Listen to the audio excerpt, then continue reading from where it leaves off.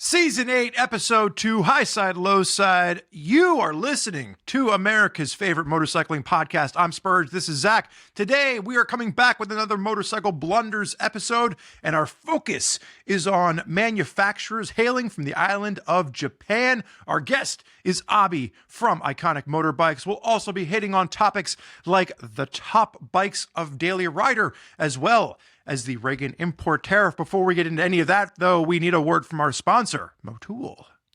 Have you ever wondered, dear Highside, Lowside listener, how you could be more like my co-host, Spurgeon Dunbar? He is tall, he is handsome, he is an adventurous motorcyclist, he is a consummate professional.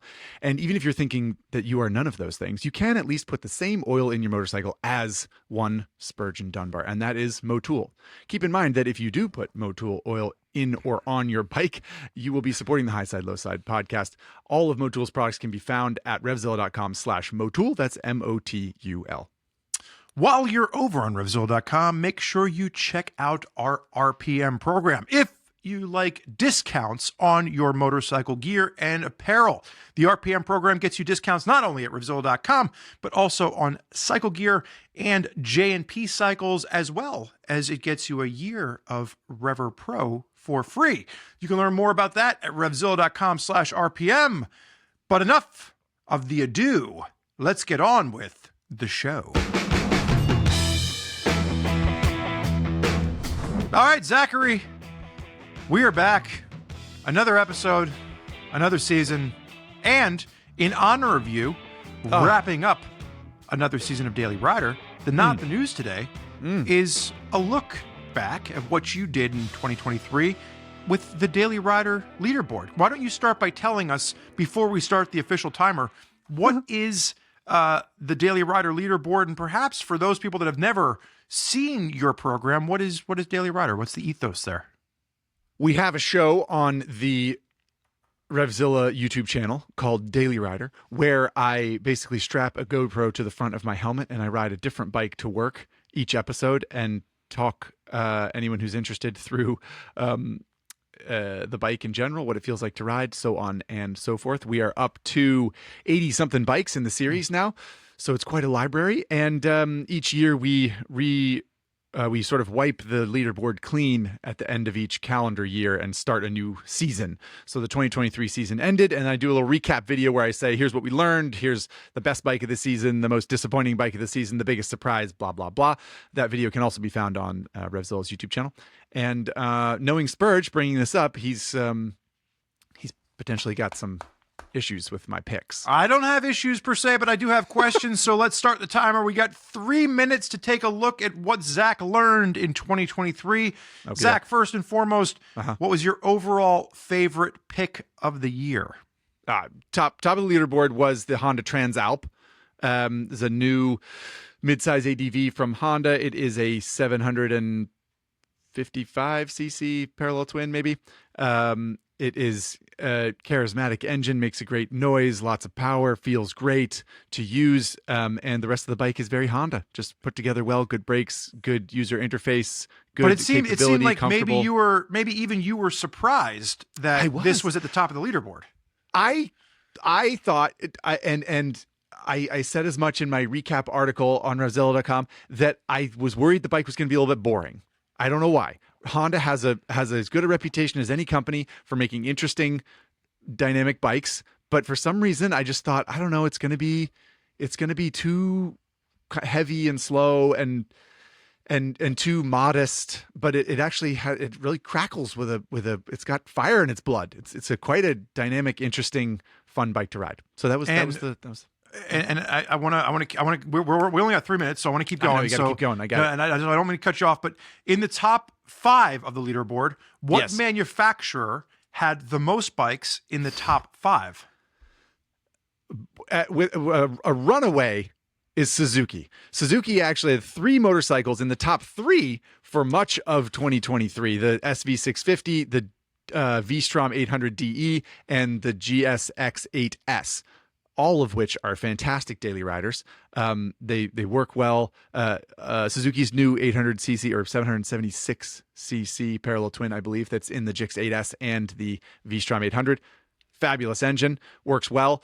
And yeah, we've on this very podcast, we've talked a lot of trash about Suzuki, and yet there it was with a lockout of the podium for much of 2023 until the plain as day. Plain as day. The stats don't lie. Those are all fantastic daily riders, and tip of my cap, and perhaps even a little bit of an apology to Suzuki for any trash we've talked all the year. Although I think what we've said is they hadn't come out with a new bike in a long time, and as soon as Suzuki came out with a new bike, a couple of them pretty darn good. So maybe they heard Highside, Lowside and listened to us. I don't know. I can't say. I'd like to think so. We don't have much time left. You did make some disparaging comments about the strength of my knees. I don't want to get into that here because that's arguably a whole other podcast. But I did want to ask you, instead of just going through all the things that you said about in the episode, I think people can go watch the episode. It was a shorter episode than Daily Rider normally is. And there's some great chapter markers. Video There's a recap video where Zack walks through all of his picks on the leaderboard.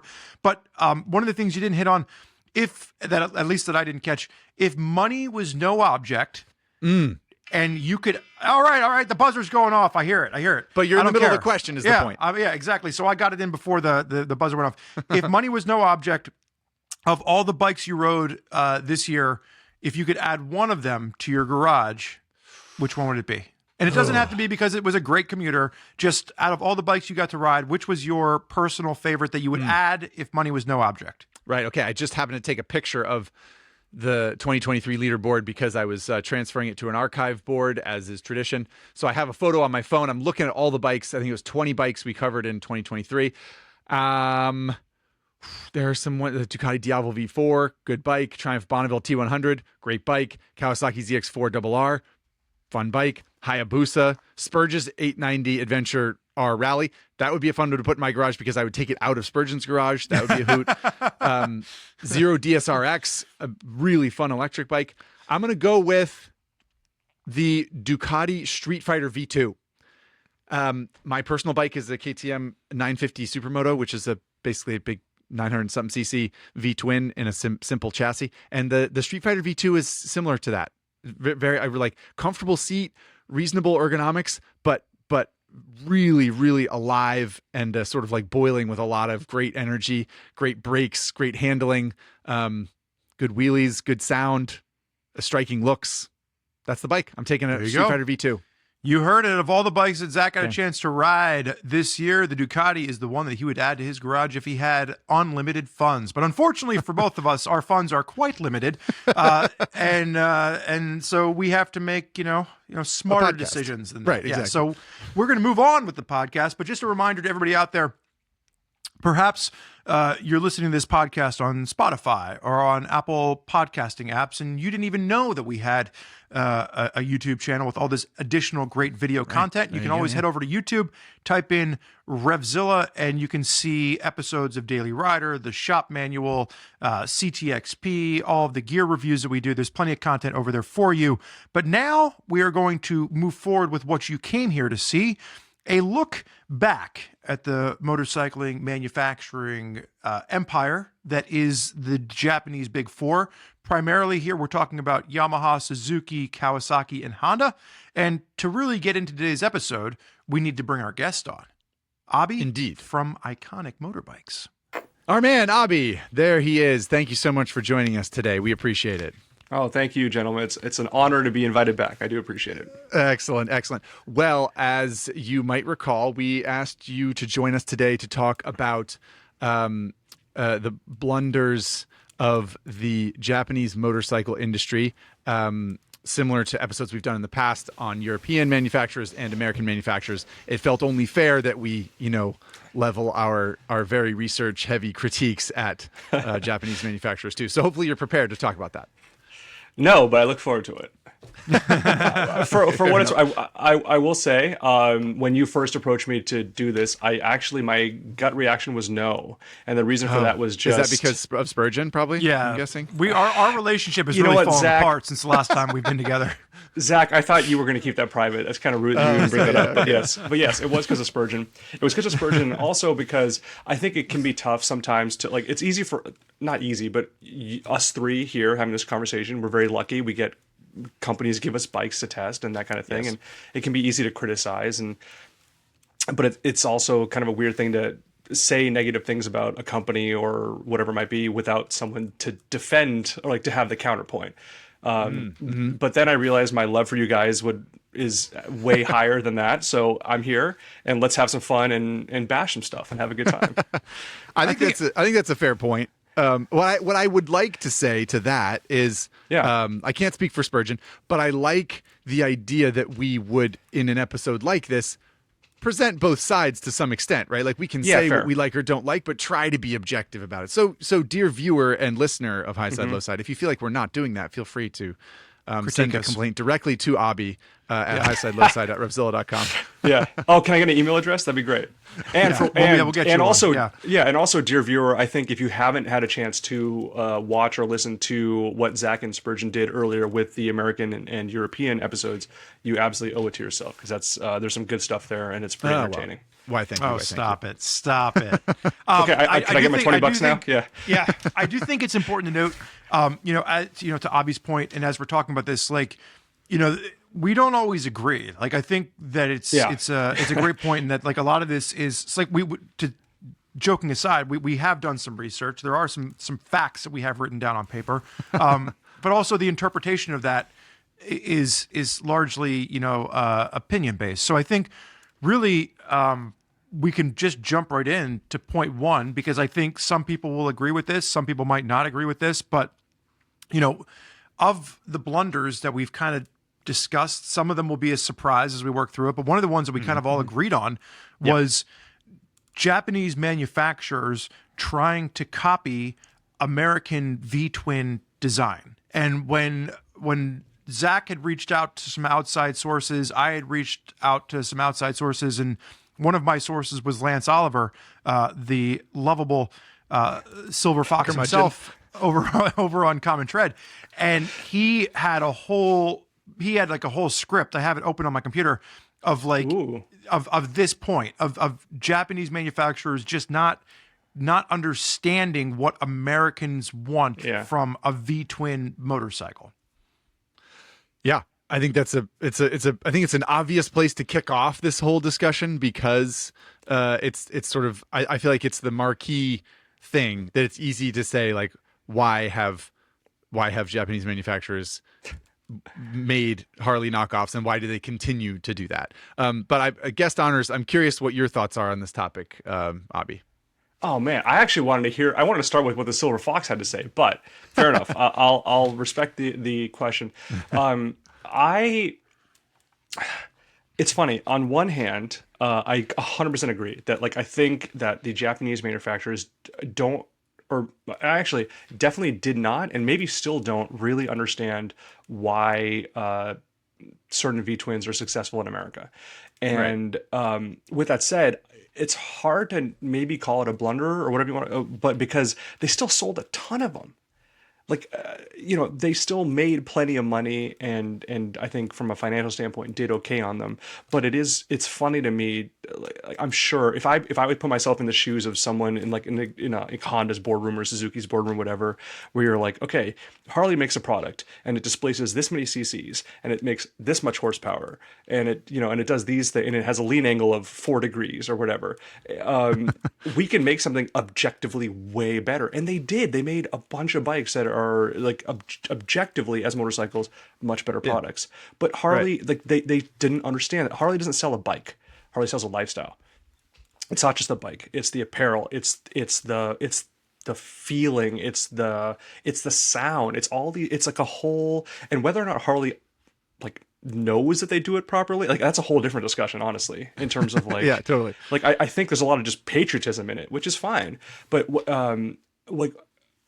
I'm trying to think. Who did you guys send to the BMW R18 launch? I know it's not Japanese, but I promise it comes back to this. Yeah, I was going to bring that bike up also eventually. Yeah. I think that was Andy, wasn't it? It was probably Andy. The Grease Man. Maybe. Yeah. Oh no, excuse me. I rode the original. He rode the transcontinental one. Yeah. Okay. I rode the original one because the original bike came out during COVID. So well, We're going to move past that. But yeah, the original bike came out during COVID, and so it wasn't a normal press launch for us. It was, come out to this hotel in Marina, like I can't remember, Marina Del Rey or something, and we'll give you a little presentation and hop on a bike.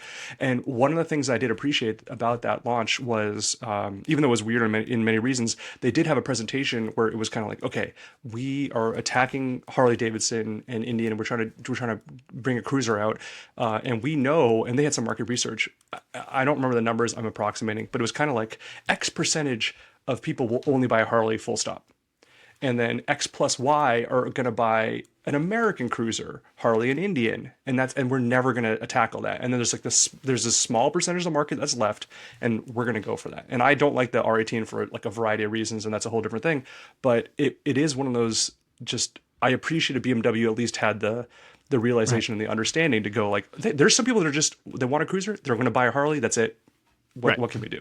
So, well, another interesting thing about the R18, in my opinion, is that, I know this is supposed to be about Japanese manufacturers. We're already distracted talking about German bikes, but I'll bring it back around later. So just you guys keep going, please, and I have a way to hook this back in. Okay, all right. One of the interesting things I think is that we talked about how, like, Japanese manufacturers were like, oh, well, we can easily, Suzuki's like, we can build a Boulevard that's lighter and smaller engine, makes as much horsepower, and leans over as much or farther than that Harley Sportster, and so that'll be good. Or a Honda Shadow, or whatever, a Vulcan or a Magnar, like you name Fury it. or whatever, Right. But what BMW did with the R18 was basically the opposite of that. They took a Harley Softail Slim and they made it longer and heavier and bigger and worse, and sort of like objectively worse, thinking like, well, making them objectively better doesn't help. So perhaps making it objectively worse, maybe that'll work. And we probably agree on the points about the R18. I don't think it's very good for a variety of reasons either, but it was super interesting that BMW did that. They sort of they tried to out Harley at Harley's game, kind of, right? 100%. As opposed to a more pragmatic approach that you would expect a German company to take, like the Japanese manufacturers have done over the years. So I'm gonna bring it back now. Yeah, right? We talked about market research, and I'm going to bring it back with Lance Oliver, right? Because we did try to reach out to people outside of just this trio, and Lance starts back in the 70s, and he's talking about how Japanese manufacturers were putting wide, tall handlebars on parallel twins with step seats. Exactly. But the example is the 2018 launch of the Yamaha Eluder. And Lance talks about the market research that was presented. He talks about the fact that Yamaha did this market research at rallies, and everyone shopping for big touring cruisers said they want an air-cooled V-twin. And in the market research they presented to Lance says the blind spot here, and I'm going to read exactly what he wrote, is that they didn't recognize that what those people in the surveys didn't say is that massive air-cooled V-twin also had to say Harley Davidson on the tank, right? Yes. So Yamaha makes the Eluder, and it has a red line of 4,750 RPM. To Lance's point, it's the lowest revving engine that he can ever remember riding. And I know that we're all thinking it, like his memory might be going, but I don't think it is. Like, I think it's more about the fact that like it was arguably not a great bike to begin with. And now we're 5 years down the road. I don't think I've ever seen a Yamaha. Yeah, I've seen one on the road. Oh wait, I've seen two, and I was riding one of them. So, but okay, genuine question: have you actually ridden one of them? Either the Eluder or the Star Venture, or whatever. Yeah, it was like the Venture Transcontinent, whatever it was. Yeah. I remember riding it when it came out. Yeah, it's not horrible. Like it's not great. It's just a thing, and the front styling of it to me is more American than any. Like, it looks like a GTO. It looks like a '68 GTO. Yep. The quad head. I think it looks fantastic. Right. But everything that Lance is saying is correct. Yeah, the Eluder was the sort of Harley Road Glide looking one, right? So the frame mount front fairing with a big kind of, or was it a Batwing? I don't remember. And it was like a big front fairing with like a sort of like a very broad nose. And the Eluder was the bagger version that did not have a top case. It just had saddlebags in the back.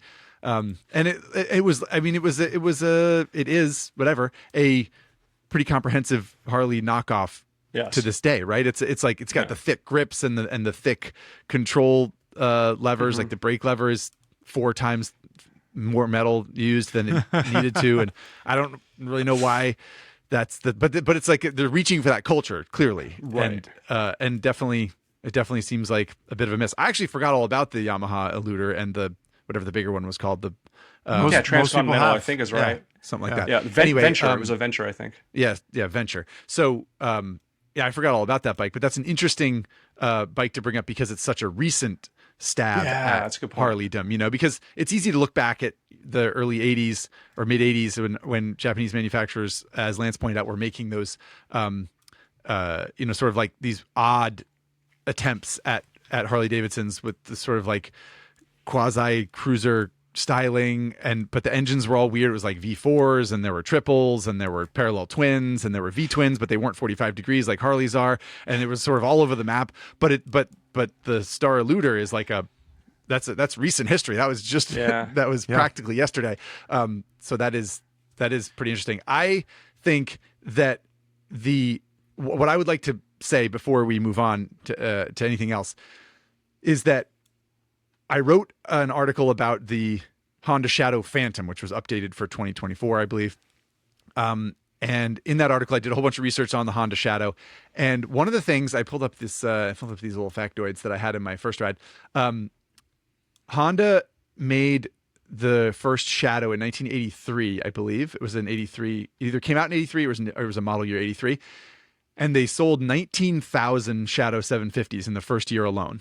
Okay. And then the other statistic I got from Honda was that in the first year, 750 Shadows and 500 Shadows accounted for more than 37,000 units sold.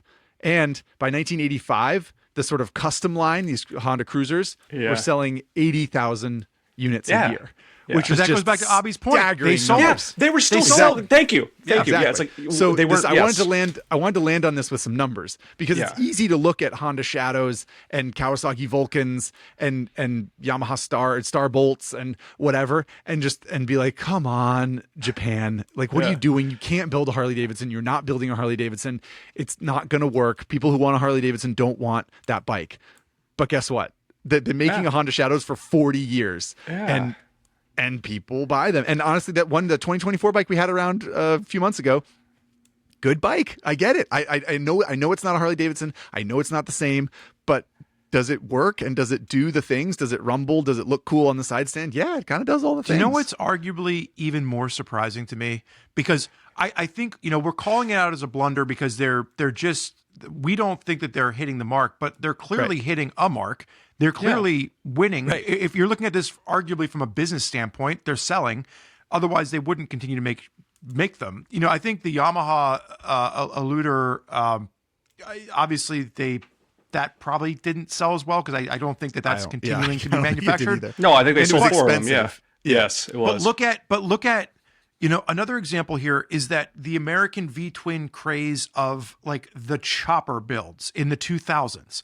And then Honda comes out with a Fury, which is a 1300cc big V-twin copy of their American version of a chopper. And it looks overly done with like tribal paint jobs and like that. Yeah. And it's got like a big, like weird front wheel that's very showy. And the chopper craze died off. Yeah. Like it's not like the chopper craze. They're not selling $75,000 custom made choppers anymore. And we've talked about this on the American Blunders episode. Yeah. A lot of those $75,000 choppers now you can get for $10,000. Do you know who's still making a Fury? Honda Motorcycles. From 2009 to like go to their website right now and you can get a Honda Fury. So is it a blunder or is it just that like they refuse to quit?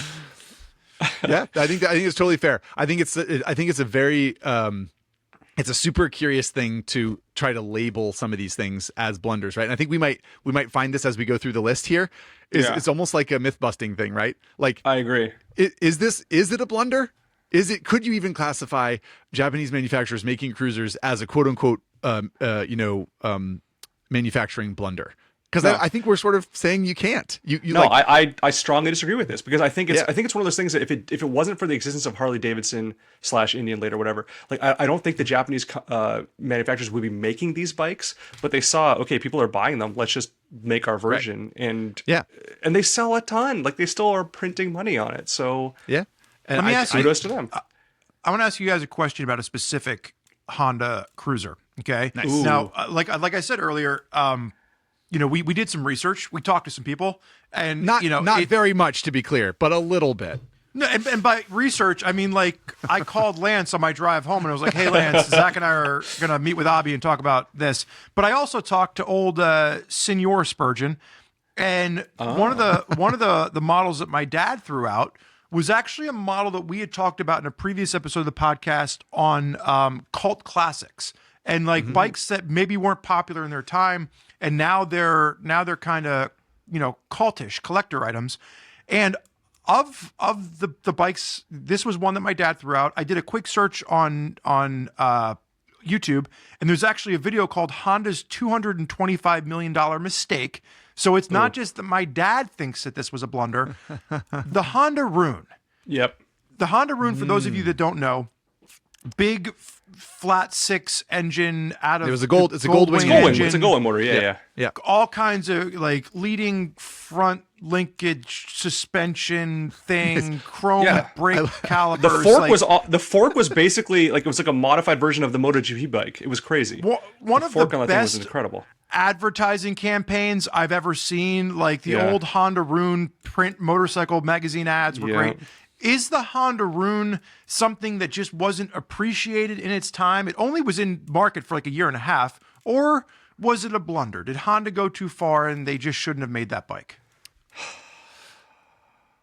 Guest honors, Abhi. You take it first.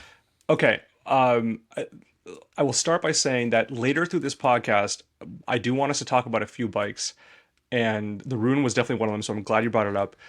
I think a lot of these companies make enough money that they need to actually. One of my gripes with the Japanese motorcycle industry is that they don't experiment enough. So when I do hear about something like the Rune being made, I actually get excited about it.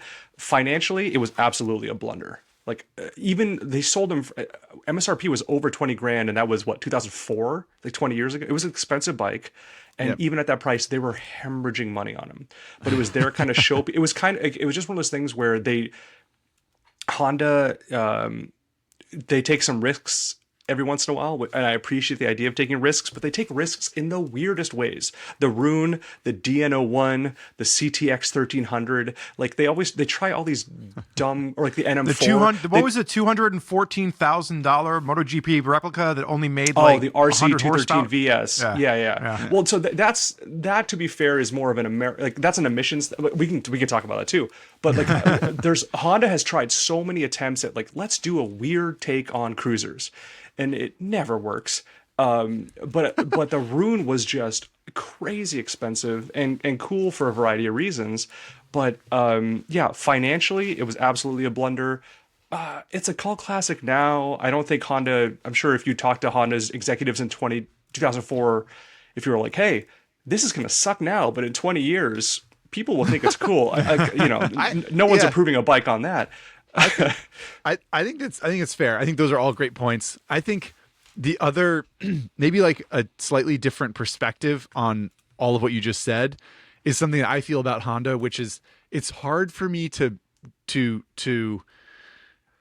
label a lot of products that Honda comes out with as blunders, just because I do appreciate how much, and you say they don't experiment enough, which is mostly, in my opinion, the past 10 to 12 years that Japanese manufacturers have struggled to experiment.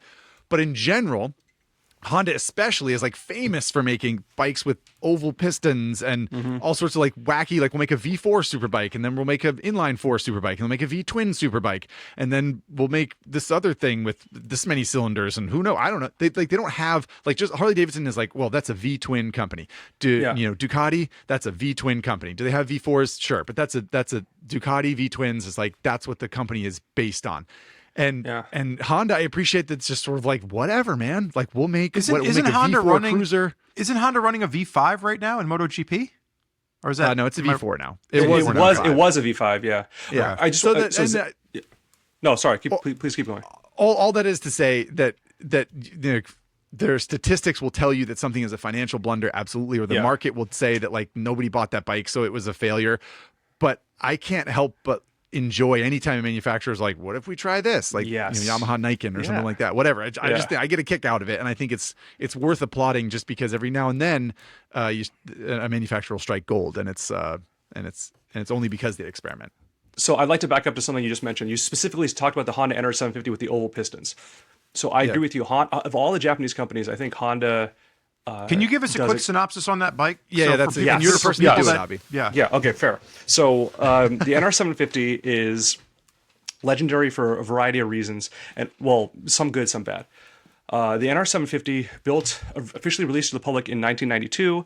It was their take on, hey, we're limited to 4 cylinders for racing, the class that they were looking at, but how do we get more power out of it? Oh, we can just basically fuse 2 pistons together, make them oval shaped, and it's realistically a V8 at the end of the day, but because of the oval pistons, it's technically a V4. Now, if you have not seen pictures of, sorry, just to quickly interject, No, if you have not please. seen pictures of NR750 engine internals, just Google it. Well, if you're watching on it's YouTube, incredible. we'll show a picture. It is truly bizarre. So cool. And so there's good, like I said, there's good and bad to it. So one of the bad things, the NR750 became known as the Never Ready 750 because it took Honda forever. And one of the reasons it took Honda forever is, and this is actually, I got to give credit to my general manager at Iconic Motorbikes. His name is Kento. He was the editor-in-chief of Sport Writer for like 24 years, at least 2 decades. Awesome dude. He had some experience with the NR and Honda and that kind of thing. And when he talked to the Honda folks about this, when the bike was initially built, this is like a cultural thing, which is something I do want to talk about later in the episode. But Honda comes out with the NR750 for racing purposes. And when they first decided we're going to make a street bike, they built the bike and they basically just put lights on it and went, we can sell this to the public. It's going to be amazing. 170 horsepower back in 1992. Or early 90s, like 170 horsepower. It was the endurance race bike, so 4.5 gallons. It was actually weirdly practical for the street, blah, blah, blah. But so Honda Japan wants to do this. Honda Europe and marketing departments go like, oh, this is unsafe. We can't sell this to the public. This is a race bike. People are going to kill themselves on it. and so after and that's the marketing department. Normally, marketing departments in a company are the ones that are like, go nuts, go crazy. And the marketing department goes, this is too dangerous. And so as soon as marketing says that, legal goes, absolutely not. We have to neuter this thing. And so if you talk to the engineers that helped build the original NR that were like, we're going to make the world's best street bike. And by the time it came out, it was way heavy. Like I think when originally the specs were 170 horsepower and 370 pounds from a street bike in 1990-ish. It would have just torn everything apart. What else? So just to give the audience some comparison, what was the most powerful street bike in 1990? Was the Honda Blackbird out yet? No, that was later. That was late 90s. I mean, probably like an FCR 1000. Yeah, or maybe there were probably like 1100s, like GSXR like 1100, a CX11 or something like that. yeah. But it would have been in the roughly 140 horsepower range, and it would have weighed over 500 pounds. Right. From a And street bike standpoint. to give people an idea about this, talking about NR specs being 170 horsepower and 370 pounds or whatever, like a current Yamaha R1, for example, is probably about 170 horsepower and 440 pounds or something like that. Yeah, and that's So 20 years later. Or no, 30 years later, excuse me. Yeah. Honda had the chance to do something crazy, and then, but like culturally, there's a whole, we'll get into it later, but like, marketing said no, legal said no, and by the time it actually came out to the public, it was this fairly neutered, like it made 120 horsepower, it was pretty heavy. It was still cool from a technological standpoint, but you're like, God, they could have made something world-changing. And... Yeah, but they didn't. But they didn't. It was never ready, and it lives on only in Iconic Motorbikes hangar. Well, all of that is to say about the NR750 sport bike that Japanese companies build cruisers, and it seems like it's been a financial success, though culturally often viewed as a flop. Would we agree there? Should we move on to different topics? Well, I think, think fair. Yeah. Well, I think all of this actually ties into our second topic, which is, I don't even remember what that is. pulling bikes from the market too soon. Right. So we're talking about the NR, we're talking about the Rune as some examples that have been thrown out as we've transitioned out of the copying American V twin design. But those are bikes where after a year or two, they weren't selling. the Rune specifically, and they're like, well, we can't just keep losing money on this. We're just going to stop it. We're going to cut it. And the two examples that I kind of had thrown out were the Honda GB500, the Kawasaki W650. Those were bikes where the W650 specifically, they brought that bike to America. It did a better job copying a Triumph Bonneville because the new versions of the Triumph Bonneville didn't come out until 2001, and by that point, Cowie had already pulled the plug on bringing the W650 to America. They were still putting it. They were still sending it to Europe. They were still bringing it to Japan or selling it in Japan. But so is a blunder of the Japanese motorcycle manufacturers. It's not that they're afraid to try something, but maybe the blunder is they're afraid to let it languish and catch on long enough. Unless it's the Honda Fury, in which case they didn't pull that much bike out of the market too soon. Yeah, 15 years later. Yeah, exactly. Or a Suzuki Gixxer 750, which somehow you can still buy a new one. I don't like what is that about? But yeah, that's fair. I think that a takeaway. I think it's a good point, Spurge, that sometimes you especially those. So the Honda GB500 was a single cylinder, like 500cc thumper, air cooled. That sort of like emulated the style of a 60s British Grand Prix bike or something like that. Like it was a very sort of like throwback, sort of nostalgic thing for Honda to do, and especially was reaching back for a time when Honda was not a dominant force in the world of motorcycling, but rather companies like Norton and whatever AJS and people like that were winning Grand Prix. So the point is, it's so curious now. Like that is a bike where now people are like absolutely lust after it because Honda didn't build it or bring it to the United States for very long. But I do think that the I don't know. I feel like the takeaway in part is sort of like is how much of it is getting lucky or unlucky with what is done. And also only fair to point out there's so much behind each motorcycle that we don't see, right? Yeah. So something like the Honda Fury, maybe they built the tooling for that and they keep building it. And every year they look at the spreadsheets and they say like, well, we can shut down that whole thing. We can just stop making the Honda Fury. And then someone with an Excel sheet or whatever is sort of like, I don't know, guys. Well, that engine was also on. used in a VTX 1300. So like the argument for the Fury, you're kind of dancing around the fact that like there were other reasons for that engine being manufactured. And maybe for some reason, I guess what I'm saying is maybe for some reason the W650, it was like Kawasaki was like, oh my God, like we don't want to keep that wing of that plant going. It's terrible. No, because they kept manufacturing that bike and selling it to other countries, Europe and to Japan. Right. Yeah. So that's fair too. And well, go ahead. No, I was going to say, and I debated on this, right? Is the blunder that Japanese manufacturers are copying other people's heritage? Like Kawasaki never had their version of a Triumph Bonneville in the 70s.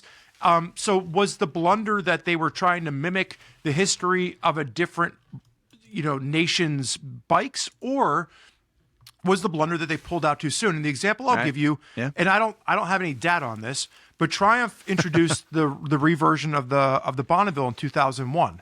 I bought my Triumph Bonneville. You can all take a drink, Highside, Lowside listeners, in 2005. When I bought mine in 2005, 4 years later, they still weren't selling, right? Like not like they're not recognized the way that they are now. I was able to get a great discount on it from the dealership. It took time for that to catch on. The aftermarket started building parts for it. People started customizing them. And then all of a sudden they became more popular. And I think it was Triumph's, I don't know if it was luck or foresight or whatnot, to just keep at it. So that's the flip side of a very similar motorcycle where it didn't sell great right off the bat, and then they just kept bringing them in. Whereas, Cowie introduces the W650, and after the second year, they're like, you know what, Triumph just put a Bonneville out. We're gonna pull this one out of America.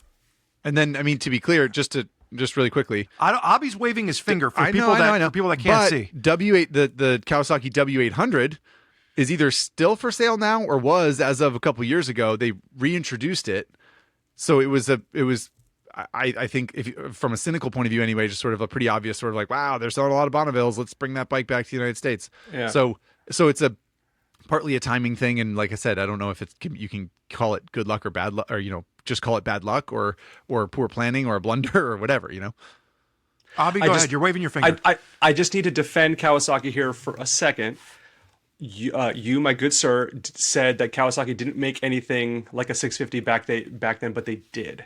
It was a company. Yeah, it's so this is a weird thing. It's like a subsidiary that Kawasaki bought. It gets real esoteric. However, this is why you're on the episode, Abhi. Well, fair enough. So a company called Meguro, Meguro, back in the 50s and 60s, made a 650cc parallel twin, and that was Kawasaki's inspiration to do the W650 and then later the W800. I actually personally thought the W650 was a better bike than the W800. I don't know if you've had a the W800, like to me, it's the same problem that Ducati had with the Scrambler 800 versus the 1100, where it was like, hey, there's way more weight and more garbage, but it doesn't really make that much power. Or sorry, that much more power, I should say. Right. Like the lighter bike was more fun, more enjoyable. Okay. But is that Kawasaki's fault, or is that the changes in emission laws since 2000 to 2020? Ooh, that's a good question. Well, because when did the W650 come? 2000. So I mean, there's a 20. We're talking about a 20-year difference. Yeah, that's a good point, because the W800 didn't come out in 2020 though. Like I think it's been around for a while. But, but that's a tough one. But it's still a good question, Spurg. No, it's totally fair. I got to be honest, I don't know. I mean, we've seen this. I mean, because the point is, even if you look at the Bonneville, when the Bonneville came out, was and let's be clear too, when we're talking about the Triumph Bonneville line, Triumph did go out of business in the early 80s. Triumph was then, the name was bought, and the Bonnevilles that I'm talking about specifically with this example are the new Triumph Bonnevilles coming out of the Hinckley organization from 2001 on. And when that bike was introduced, it was introduced as a 790cc parallel twin. The modern classic version of that now would be the Speed Twin, and I think that's a 900cc bike. So we've seen displacement creep even in what Triumph is doing. Yeah. Mm-hmm. Well, at this point, I think it's an interesting topic of sort of like taking bikes out of the market too soon. In my quote unquote research, I went to my former boss at Motorcyclist magazine, Mark Cook, who was a motorcycle journalist of many, many years, starting in the 80s, and I asked him what he thought about Japanese motorcycle blunders. One of the things he gave to me on a silver platter was what he described as Japanese manufacturers holding back, and I think it's part of this same discussion. Yes. And I think he cited. Let me see here. He cited Japanese manufacturers importing certain bikes but not other bikes and having weird reasons for doing that, and then the US market would complain about it, and in some cases then those motorcycles would come to the US market and then not sell at all.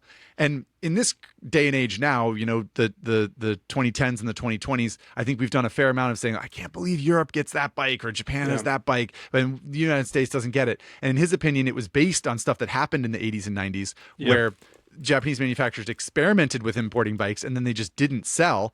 And the lesson learned was, well, it's not going to work. And now Japanese manufacturers use, U.S. sound emissions or California particle emissions regulations to just sort of say, well, sorry, it doesn't work. It's not good. The bike doesn't work for your market, so it's just not going to happen. We're very, very sorry, which I think is a good point that he makes. And he even cites some stuff specifically. He says, he points out the Honda VF1000R, like 400cc sport bikes, which were a big thing in the 90s.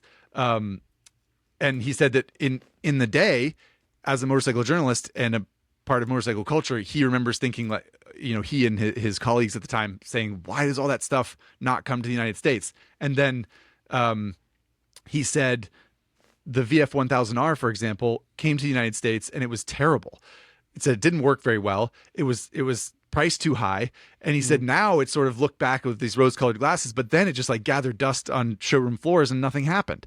And so I think by the way, it's terrible. Yeah, it's looked at rose-colored glasses now. It's still terrible. I don't understand. I've ridden some nowadays, and I hate it. I don't like. Didn't you own one? Did you own one, Abhi, or no? Oh God, no. I got introduced to it. A buddy, Steve Rapp, awesome motorcycle racer. I think record holder at Willow Springs and one Daytona 200. But Steve's a great dude. Is now currently a pilot. He's one of our clients over at Iconic, and I bring him up because when he was a young kid in the 80s. He was on his bicycle at a stoplight at one day, is what the story he told me. And he saw a VF1000R pull up at a stoplight as he was on his bicycle. He kind of looks over and goes, "That's all. I'm going to have one of those one day." Fast forward 40 years, and he basically went like, "Hey, I need to have one of these." And my partner Adam over at Iconic found him one. And Steve, like, we found him a really low mile, less than 2,000 mile one for 30-year-old bike. It was in really nice shape. And Steve rode it around for a little bit and was just like, "This sucks. I hate this. Sell it. Moving on to the next person." And I got a chance to ride one, and the ergos are horrible. Yeah, like it had a 16-inch front, so you can't get good tires for them. The ergonomics are terrible. It's like it feels like you're riding a whale. I don't know. Like, never meet your heroes, you know? Yeah, man. Like, no, Mark's got that part right for sure. Mark did say something about the 400s, which I don't think is necessarily fair, because Japan's making all these amazing 400cc bikes during that time. But anytime they tried to bring one to America, it did unfortunately cost more just because of export costs and things like that. Right. But at the same time, the American market has always been, for decades, give me the fastest, cheapest thing you could sell me. There's no license tiering. I want to be 16 and a half years old, get my permit, get a Hayabusa. I'm obviously stereotyping, but it's like, but the 400s and stuff like that Japan was making just never really were going to be successful here. Yeah. And so I get why they didn't bring those bikes over. I think that's fair. And to Mark's credit, when he sent me this email, he said, he pointed out, he said that holding back is, quote unquote, you could say it's a blunder. And then he said, this isn't really a screw up, but it's a thing that happened. And I think his point is sometimes everyone's point of view was, why don't we just get that bike here? It would be so awesome. Yeah. But then when it actually happened, it wasn't awesome. And whether it was those lessons exactly, or if it was the concern that would happen, then Japanese manufacturers weren't sure where to put the pieces on the board. And then anytime any company makes a decision like that, everyone's going to sit back and say, well, how come you didn't? Well, you could have just, so if it was just 30 pounds lighter. The internet has made that a lot worse too, by the way. Yeah, exactly. Yeah. Well, let me ask you a question. So the last time that Abhi joined us on the podcast, we were talking about the ZX4RR, 400cc which was Kawasaki building a small displacement inline four, $10,000 sport bike. Now, we have history that shows us that those bikes don't work in the United States. Kawasaki's going to take a risk and import that motorcycle, and they're going to see what they can do with it. However, in the last episode of this podcast, we were talking about Yamaha, who has a kick-ass, souped-up version of a Tenere 700. Adventure bikes are hot. That seems like it would be a no-brainer to import to the United States, and yet we're not getting that bike in the United States. What? So is that not a blunder? Like Kawasaki, I'll give them credit for taking a risk. We could look back 10 years from now, get together again, and be like, what the hell were they thinking? A ZX4RR in America? What a bunch of losers. But what about Yamaha? Like, is a current blunder that's happening the fact that they're not taking the risk to actually bring the souped up version of the Tenere into America? I mean, maybe, but also we didn't get the Transalp until a year after Europe too. So maybe next year Yamaha will import the sort of like extreme Tenere 700. I don't know. But that speculation aside, your question is a good one. Is it a mistake? It does seem like the sort of like math that you're presenting seems sound, Spurgeon. Like people are buying adventure bikes in the United States.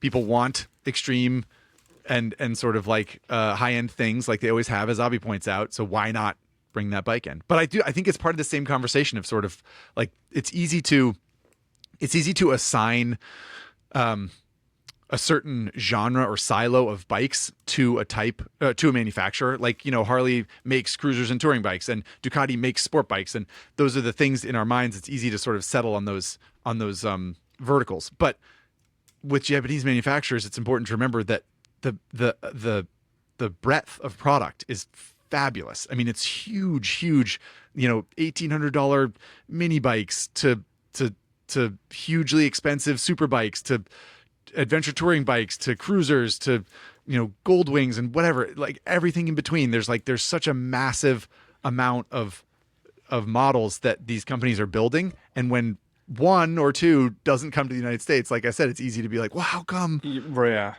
Well, And I need to there's a take this reason, to. I don't know. No, there's definitely a reason. I need to take this to the next level. I wanted to wait till later in the conversation to have to the bring next this up. level. The next level. Wait. I don't know if anyone's Do you have, ever done can, this can we get before. like We've never been to the next level. Commercial think. break. Okay, before Ooh. we want people to come back. Nice. Oh, So that's before- rude. That's rude. Before Abhi takes us to the next level, Oh, we're going to boy. take a quick break for our sponsor or from our sponsor Motul. And then we're going to Is that part of the drinking game, by the way? We're going to go even Okay. higher. Yeah. Sweet. Okie doke. Highside, Lowsiders, we are back. And if you remember correctly from just before the break, Abhi was about to take us to, or at least near, the next level. Oh god, that's so much pressure. And I don't even honestly remember what we were talking about. We were talking about So we can just move on. Yeah. no. No, well, it'll be higher than I've ever been. Yeah, there you go. We were talking about Japanese manufacturers bringing certain bikes in, not bringing certain bikes in. There's might be some bad luck in timing. We're not really sure that there is more to it. And you said, like, no, there's more to it. And Yeah. then I think that's where we left off. In 2023, Zach took me to just over 19,000 feet when we went to India together. So I want Yeah. you to take me even higher right now. Oh my god. As an Indian, I think I have a moral obligation to do that. So yes. let's make it happen. Okay. I think Zach brought up something that was very, very important to the whole discussion that we're having here in this episode. And when I said the words that I now regret about taking us to the next level, it was about an understanding that your average Japanese motorcycle manufacturer, the reason why it came up was because Zach was talking about volume. Like, hey, they're selling more, they're doing more, that kind of thing. Your average, excuse me, the average Japanese motorcycle manufacturer doesn't just make motorcycles. Like, you look at Harley, you look at KTM, you look at other companies, like BMW is an exception, they make cars too. But guess what? Like, yeah, Honda, they make bikes, they make cars. Guess what they make money on? It's the cars. Planes? And the bikes are like, they make the Honda Jet. Yeah, exactly. Like, for Honda. Or outboard marine Outboard engines boat and motors lawnmowers and all this stuff. and Like, generators. and guess what? Yamaha's making pianos. Kawasaki's making freaking ships, and like Kawasaki Heavy Industries is the real moneymaker on all this. Suzuki, poor Suzuki. They're making Suzuki makes make half the cars. cars in India apparently. Exactly, That's what Zach and right? I learned. So like, yeah. so when we look at this as American motorcyclists, we're kind of like, oh, this, that, whatever. And if we're lucky enough that any of the executives or whatever people from these companies are listening, they're probably going like, yeah, fine, but I don't care. We're making this much money on boats or Right, cars yeah. or whatever. Like, so like, you just have to like, when it comes to all this stuff, it's Jesus. All like, it's such small potatoes to them. One of my favorite that's memes. a good point. One of my favorite motorcycling memes of all time was the guy that walks into the Yamaha dealership and he's like, "I would like to buy a dirt bike," and the salesman goes, "I can help you with that." And he goes, "I would also like to buy a piano and a guitar as well." And the salesman goes, "You're never going to believe You're this." never gonna believe us, yeah. And it's so true. It's like, yeah, these companies are making money on other stuff, and the motorcycle. We're lucky that they even bother with it. Frankly, that is a good point, and that is something we talked about with our friend Lance when we talked about the when we leveled all those harsh criticisms at Suzuki about how like Suzuki's doing this and Suzuki's doing that, and how come there aren't more interesting motorcycles happening. And Lance's point was this, basically what you just said. oh, okay, good. Suzuki's not even a I knew the motorcycle Silver company. Fox was a genius. Yeah, he's a sharp tool, that guy. Yeah. Now that we're at the next level, thanks to Abhi.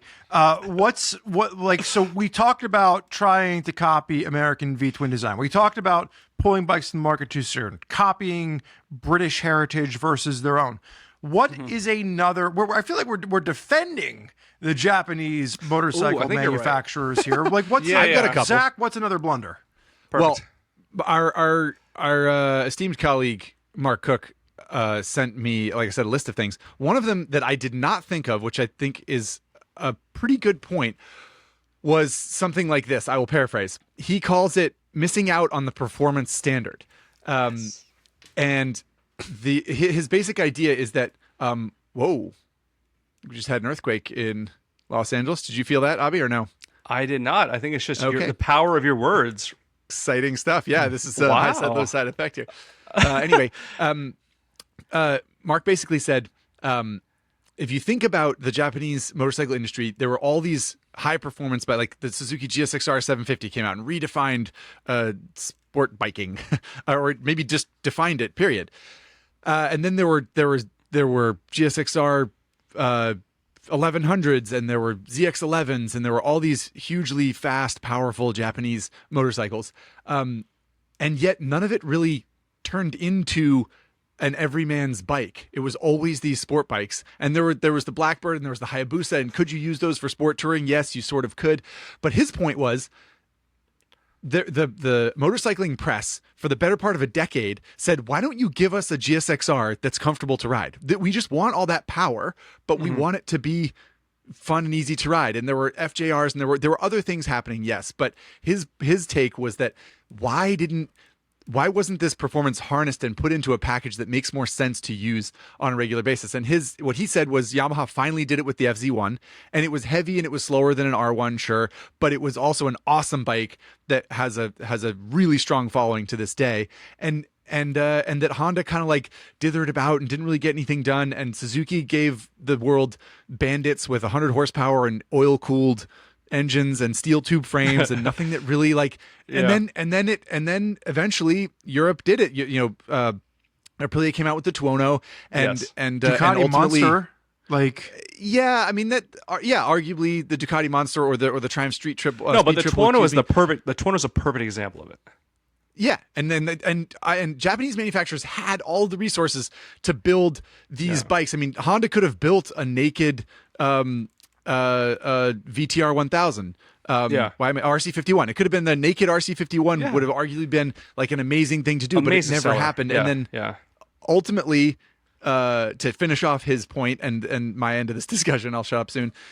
He brings up the BMW S1000 XR, which is sort of like upright but vicious sport touring bike, tons of performance wrapped up in there, and it's such an interesting dynamic, fun, exhilarating bike to ride. And that's something that he feels, and I think this is a great point, that the Japanese manufacturers had. They were sitting on that gold mine and never really did that in the way that it should have been done until European manufacturers did. I mean, BMW didn't even build a transverse inline 4 in the S1000 until 2009? Just something like that? Although, I have gripes about that. We're throwing out a lot of random names and numbers and letters and things here. So Spurg just confused you guys. I'm confused for our audience that might be confused. That's fair. That's very fair. That's very fair. All right. We can back it up. What Mark was saying was that sport bikes, powerful, lightweight, Japan is leading the industry with this, but what they're not doing is taking that same technology and building us a lightweight, powerful, comfortable bike, something like a naked sport bike. And when I threw out the Ducati Monster, that was one of the first of its kind from a powerful engine, naked upright position. Zach mentioned the Speed Triple. You two both jumped on the Tuono bandwagon and said the Tuono is a perfect example of Aprilia coming out. Yes. The original Tuono was a V-twin. It eventually morphed into the V4. However, some quick typing on my part. You didn't even see it, listeners I didn't. or co-hosts. Yeah, even my fingers were so fast. Yes. The Tuono apparently was 2002, but Yamaha brought the first generation FZ1 out in 2001. So would not Yamaha get credit for that as a Japan? No. No. Well, to be clear, Mark gave them credit. He said after it took a decade of being like, why aren't any of these bikes what we want them to be? And then Yamaha finally made an FZ1 and it was good, but why did it take so long? That was his point and not mine. But Abhi has his own take. I take it. I am very angry raising about his this. finger again, people. He's very- waving He it is, he around. is. I am very angry about this because here's the problem. When Aprilia makes a naked bike, they do it right. They go, hey, you get full power. It's not that much more comfortable, but if you want to lower if you ever get on sorry, I bumped my mic. I'm so angry about this. If you get on a new Tuono, it's not that comfortable, honestly. Like the pegs are still Very super high. bike high. Yeah. But the motor is almost as good, and it's just such a joy. Like, for example, you talked about Yamaha. FZ1 is one thing. You look at modern day, you get on an R1 versus an MT10, and Yamaha goes, okay, here's like 5 more torque pound-feet of torque, but you also lose 40 horsepower. Why? No one wants this, and I've never understood. And I'm not trying to pick on Yamaha specifically because this is a Japan thing. The R1, arguably, you're taking to a racetrack. You can open it up. You can legally stretch its legs.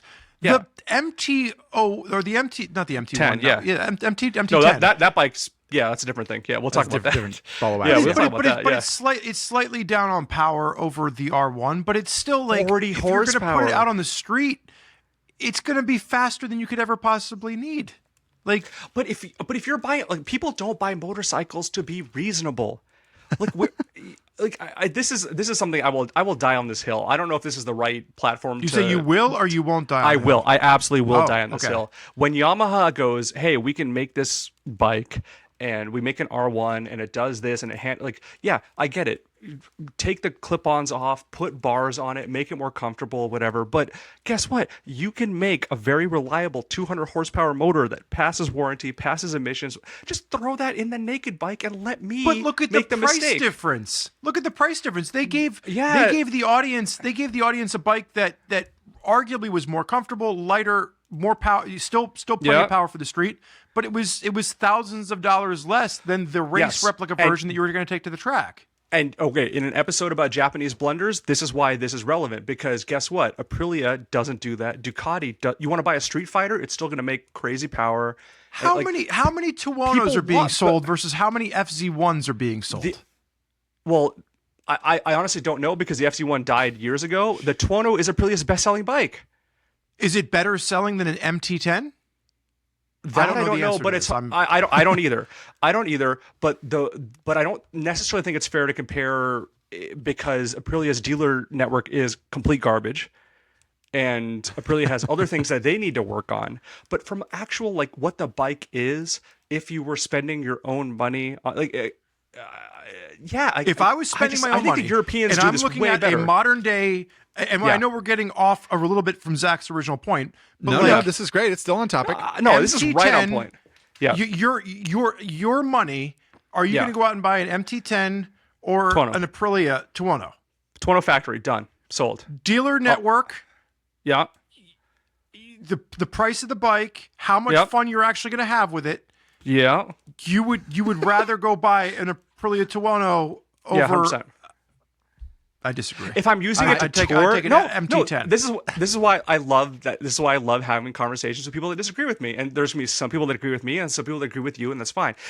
So, let me counter with one thing. If I can only have one motorcycle, and you told me to pick between those two, then yes, Yamaha. I need something that runs every day. I don't own a car. I need something that will get me reliability. What are you afraid of? What are you afraid of with the Ability or with the Aprilia? What am I afraid of? Oh, parts. And it goes it's partly about the dealer network and whatever. Like, I don't want, as someone who lives in LA, I don't want to have to call AF1 every time I need a part. Which is in Texas. Oh, sorry. Thank you. Yeah, they're amazing. But like, if you're an Aprilia owner, that's one of the few places you can rely on to get stuff. So yes, if it's the only bike I own, fair. Then we need to be looking at different bikes. But yeah, between the two, I think the Aprilia is an amazing. Hang on just a second, because this is a great discussion. But it's an attitude thing. That's what I'm trying to get across here. Yeah, it's like I think the Europeans at least have the sense to go like, hey, you want a naked version of our performance bike? We will still give you the performance. Right. That's all I want.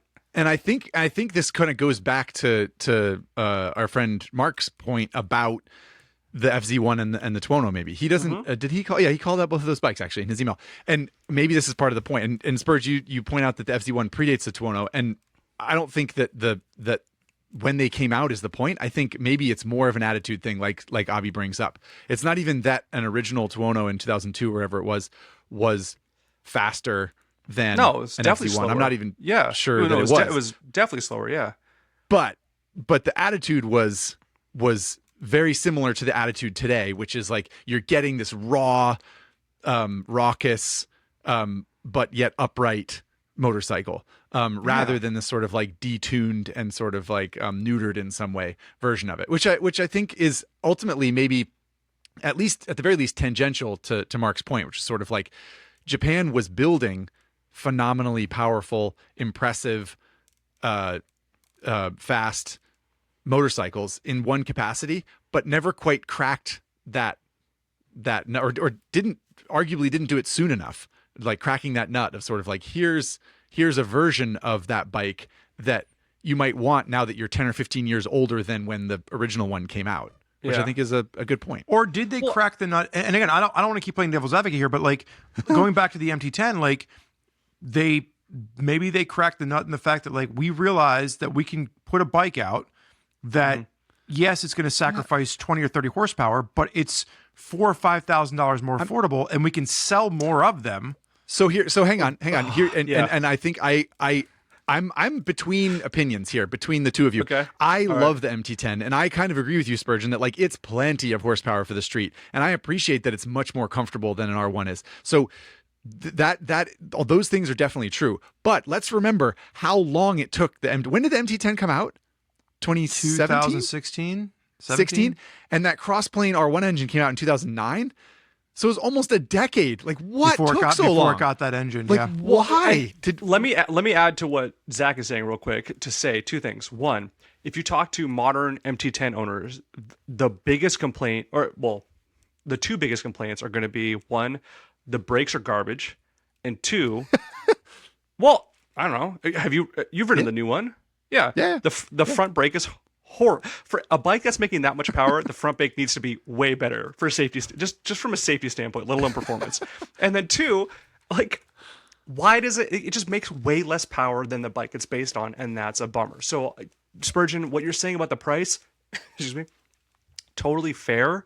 And I agree with that, but I think it's just like that goes back to the attitude thing of like when the Japanese were successful, when they were truly like world beating, whereas decades ago when the British bikes were like Brit companies were making horribly unreliable bikes, and at that time Harley's making garbage, who cares, whatever. But like, and Japan was making stuff that was A, reliable, but also B, more powerful. Every time you talk to a foreign company and they talk about what their market research says about America, it's power. I want power. I want to be the biggest thing. Like, that's what sells here, for better or worse. I don't even agree with it personally, but that's what sells. And so when you now put an R1 out there that makes whatever horsepower, and then you're like, hey, here's a naked version, which objectively should not be any different, but we're going to kill 40 horsepower out of it and give you like 5 more pound-feet of torque, congratulations, and then pretend at the press launches that we all go to that like, now it's better for the street because it makes a little bit more torque. And you're like, yeah, but what about all that top end you lost? Like, the consumers are not stupid. They see this just like we do, and we have to write the reviews and go like, well, that's pretty dumb. I don't know. But it just, and Yamaha's, sorry, I'm just picking on Yamaha specifically with the MT10 and the R1. No. They're not the only ones that do it, and so I apologize for that. All the Japanese companies do this.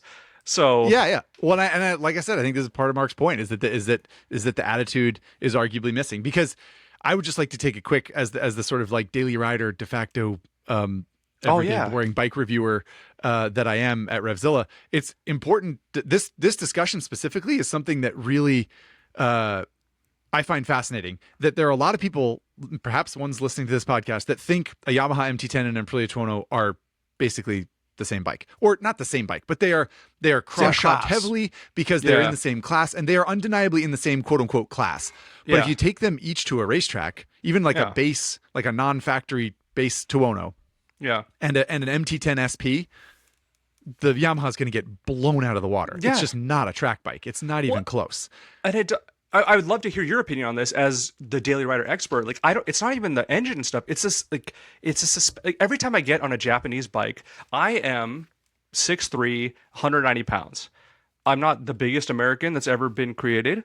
But like, every time I get on a Japanese bike, it feels like it's built for someone way smaller than me, and it's under suspended, and and you're kind of like, you know what market you're selling this to. Just put stiffer springs in it if you have to, or something. But just like, make this suited for the market you're selling it to. So as the daily rider expert, please, like, I would love to hear your opinions on this. When you get a Japanese bike that's like a CB1000R or something, Right. Like, doesn't it just feel like it's not right for you/America? Zach, you are America. Talk to us.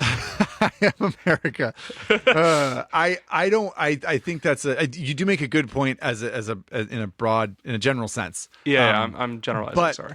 But I would like to try to confine, not to point fingers at you, but I would like to try to confine the discussion and fair. And circle back to this point. Like, do you think I think we talked about Japanese cruisers and how Japan has never understood why people want to buy cruisers. But we agreed that, like, from a business standpoint, we can't really call it a blunder, right? So what about this topic? Like, okay, this topic specifically, like missing the performance standard, as Mark Cook called it. You know, building bikes with the attitude that people want, but in a slightly different shape. And has Japan just let Europe take the lead with this and 100%. And have they missed the boat? Is this a blunder? Yeah. I remember reading an article once, and I think it was an old Cycle World article from the 90s. And maybe somebody else out there will remember it, but it was or maybe it was Motorcyclist. I think it was Motorcyclist that was they used to do the column about I think it was My Bike, and it was Me and My Bike. Me and My Bike. Yeah. And I think it was under that, and it was someone who had like a wrecked ZX10 or maybe it was a ZX9 at the time, and they had converted it to a naked sport bike, and they went through this whole thing. And I remember it because, like, the overflow can was like a Sapporo beer can and for the radiator, and like it was thrashed out, it was ugly, and like the whole premise of this was, if somebody if you pull up next to this bike on your Ducati Monster RS, don't race it for pink slips because you're going to lose, because this bike is truly a race bike that has just been converted into a naked bike. Whereas at the time, Kawasaki really didn't have anything that was competitive like that. And I think we've talked about Yamaha a lot, but look at the Ninja 1000. Comfortable bike, makes a decent amount of power. I mean, it's a terrific motorcycle. Great motorcycle. Really, really good. But it does how not good it have is? this attitude that Abhi's talking about. How good is it? Yeah, fair. This is how good a Ninja 1000 SX is. It's the only bike that's ever been stolen out of my place as a press loaner.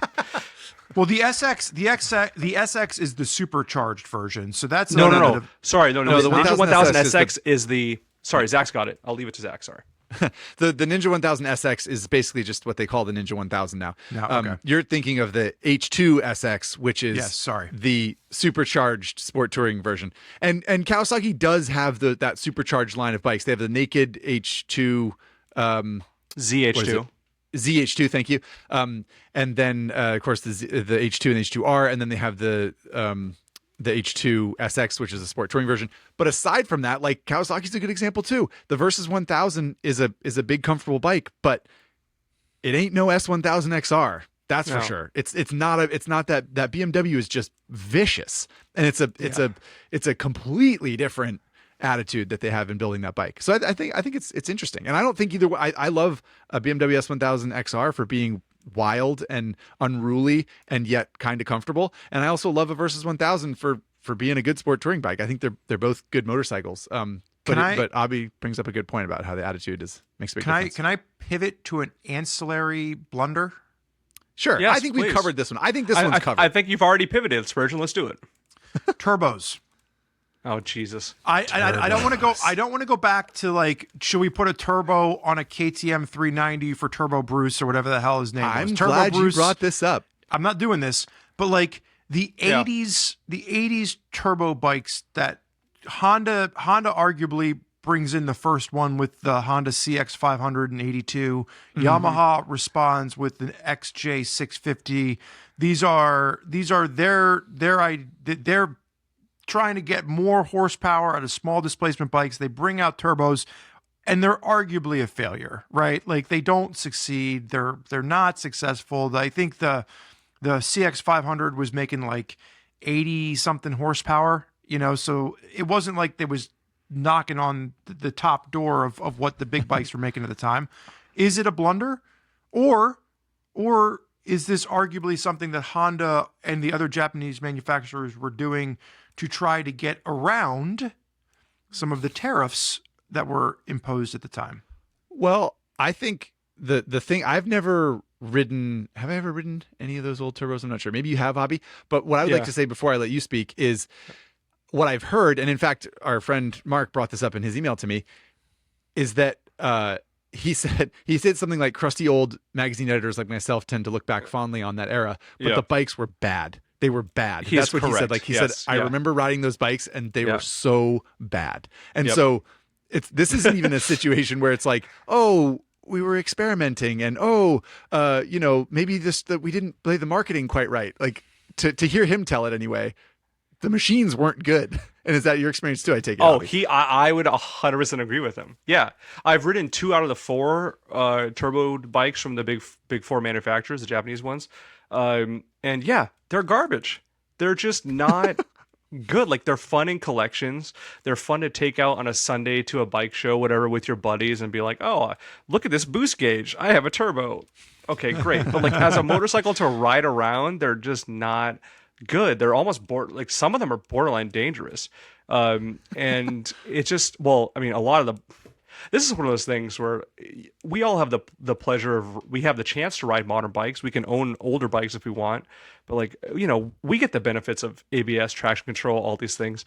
Some of these bikes in the like your giant 2-stroke monsters of the 70s and turbo bikes of the 80s, these things are crazy. I'm stunned more people didn't die riding these things. It's just ridiculous.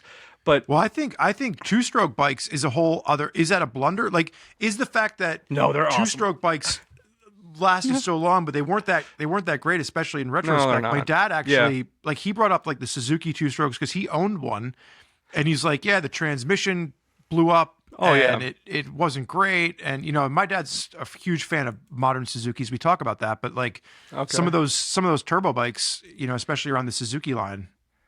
Well, Zach's question specifically. I meant 2-stroke. Oh, sorry, 2-strokes. But just to Zach's question, I would 100% agree with Mark.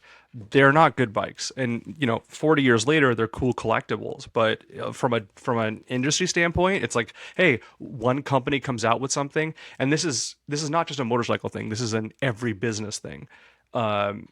Someone else comes up with an idea, and now you feel obligated to not copy it necessarily, but definitely emulate it.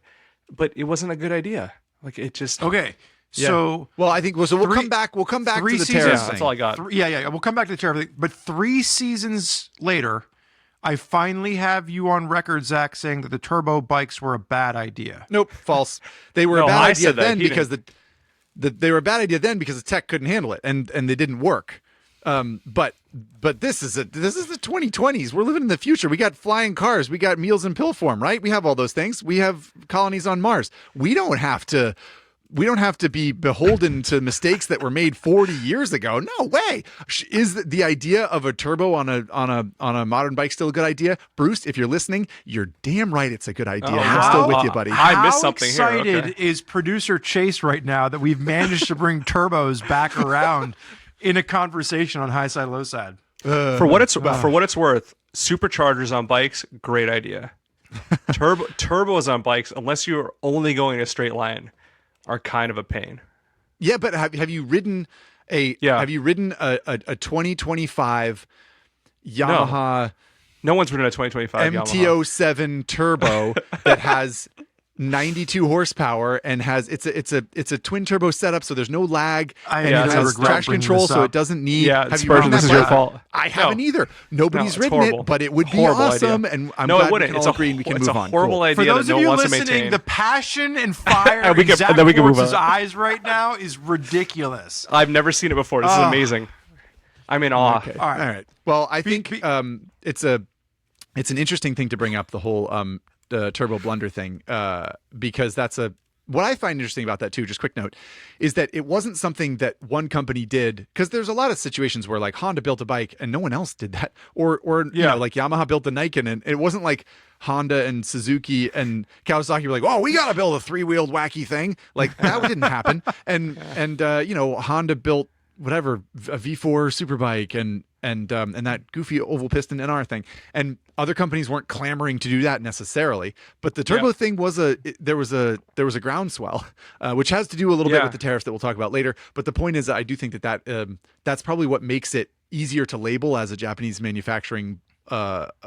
Japanese motorcycle manufacturer blunder, is that the bandwagon, grew into being exactly. Other companies latched on and tried to do the thing, and ultimately, it seems like the whole idea of having 1,000cc performance in a 500cc package didn't work, and it also just practically the technology wasn't there to support it being good at all, so it wasn't. So we've hinted a little bit at this point about the word tariff, and for those of you would like to define it. No. For those of you that don't understand what we're talking about, this is gonna be how we wrap up this episode from a main topic standpoint.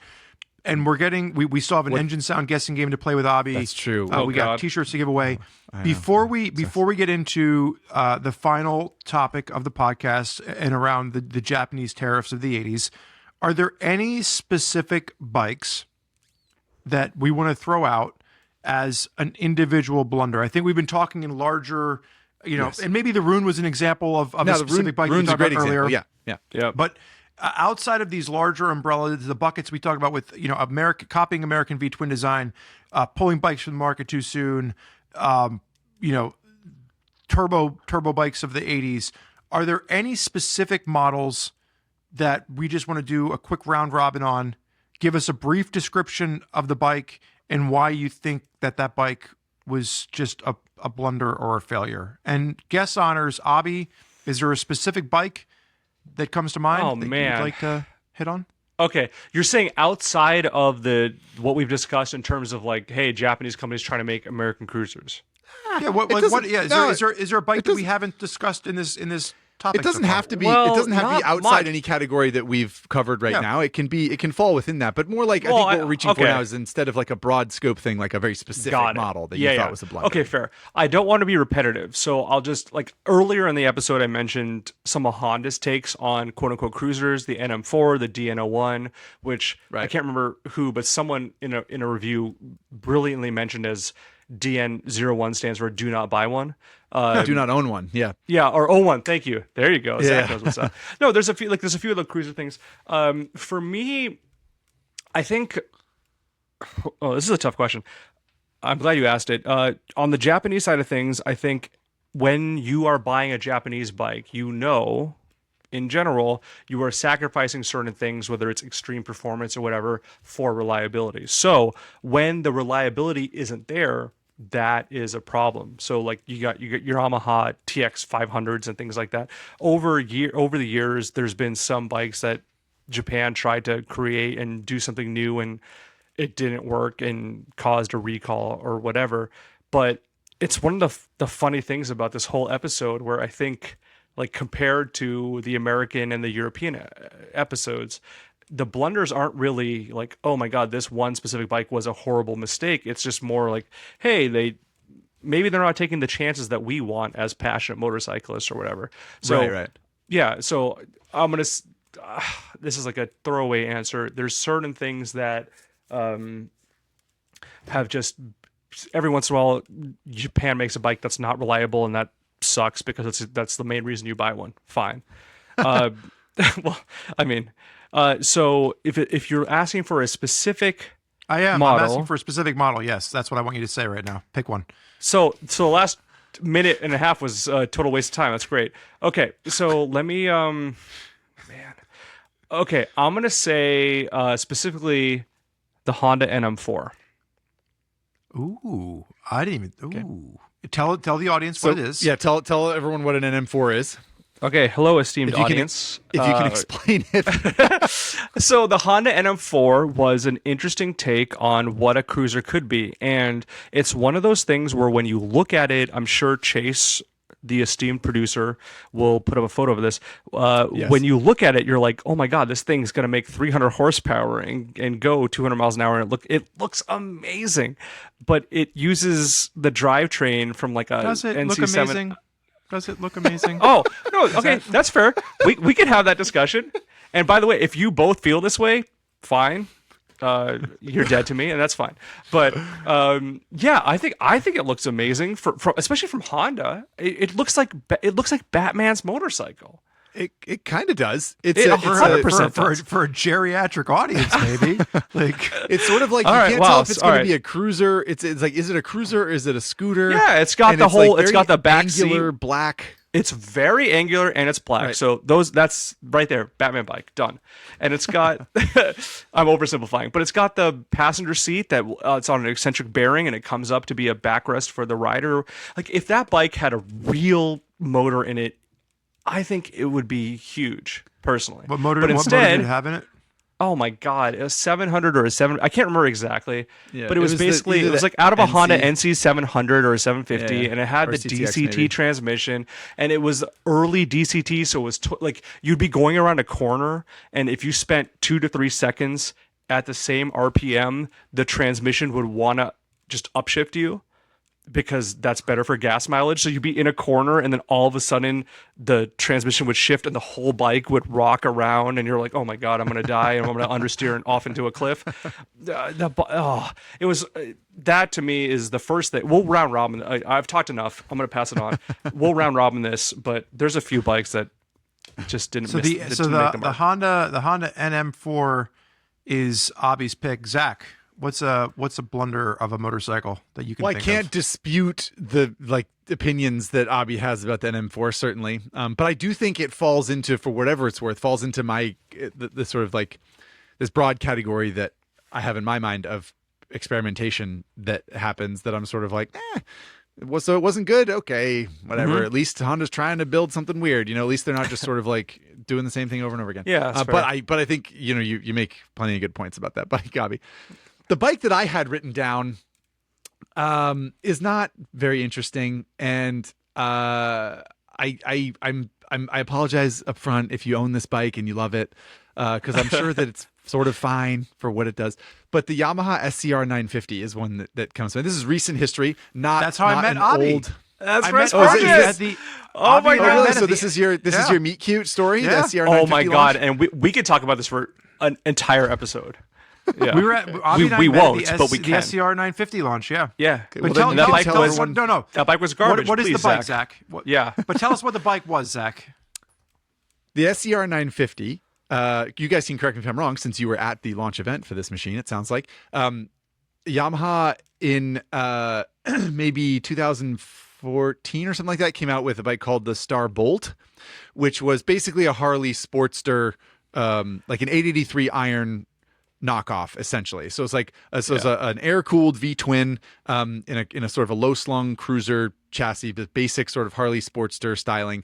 And all things considered, I think Star Bolt, pretty good Sportster knockoff. It works pretty well. Like, sounds kind of cool, looks kind of cool. I think it's fine. But Yamaha, someone in the meth smoking division decided that taking the Star Bolt and turning it into something like a scrambler. So they tried to they turned it into this, they tried to make it taller in the back. No, they but didn't. have it be a V2. No, they didn't make it taller. no. at all. No, the clearance was the same, I think. And No, the but the problem seat is was higher though. Like they changed the look of it a little bit, right? They put Oh, God. they put a straight seat on the back, right? Right. So they right. did put Yeah. a straight seat on the back. But this is one of the things I remember from the launch. And if you want to get a real kick, if you go to our YouTube channel and you look up the SCR 950 video that we did, the final stand up, Abhi actually came with us because.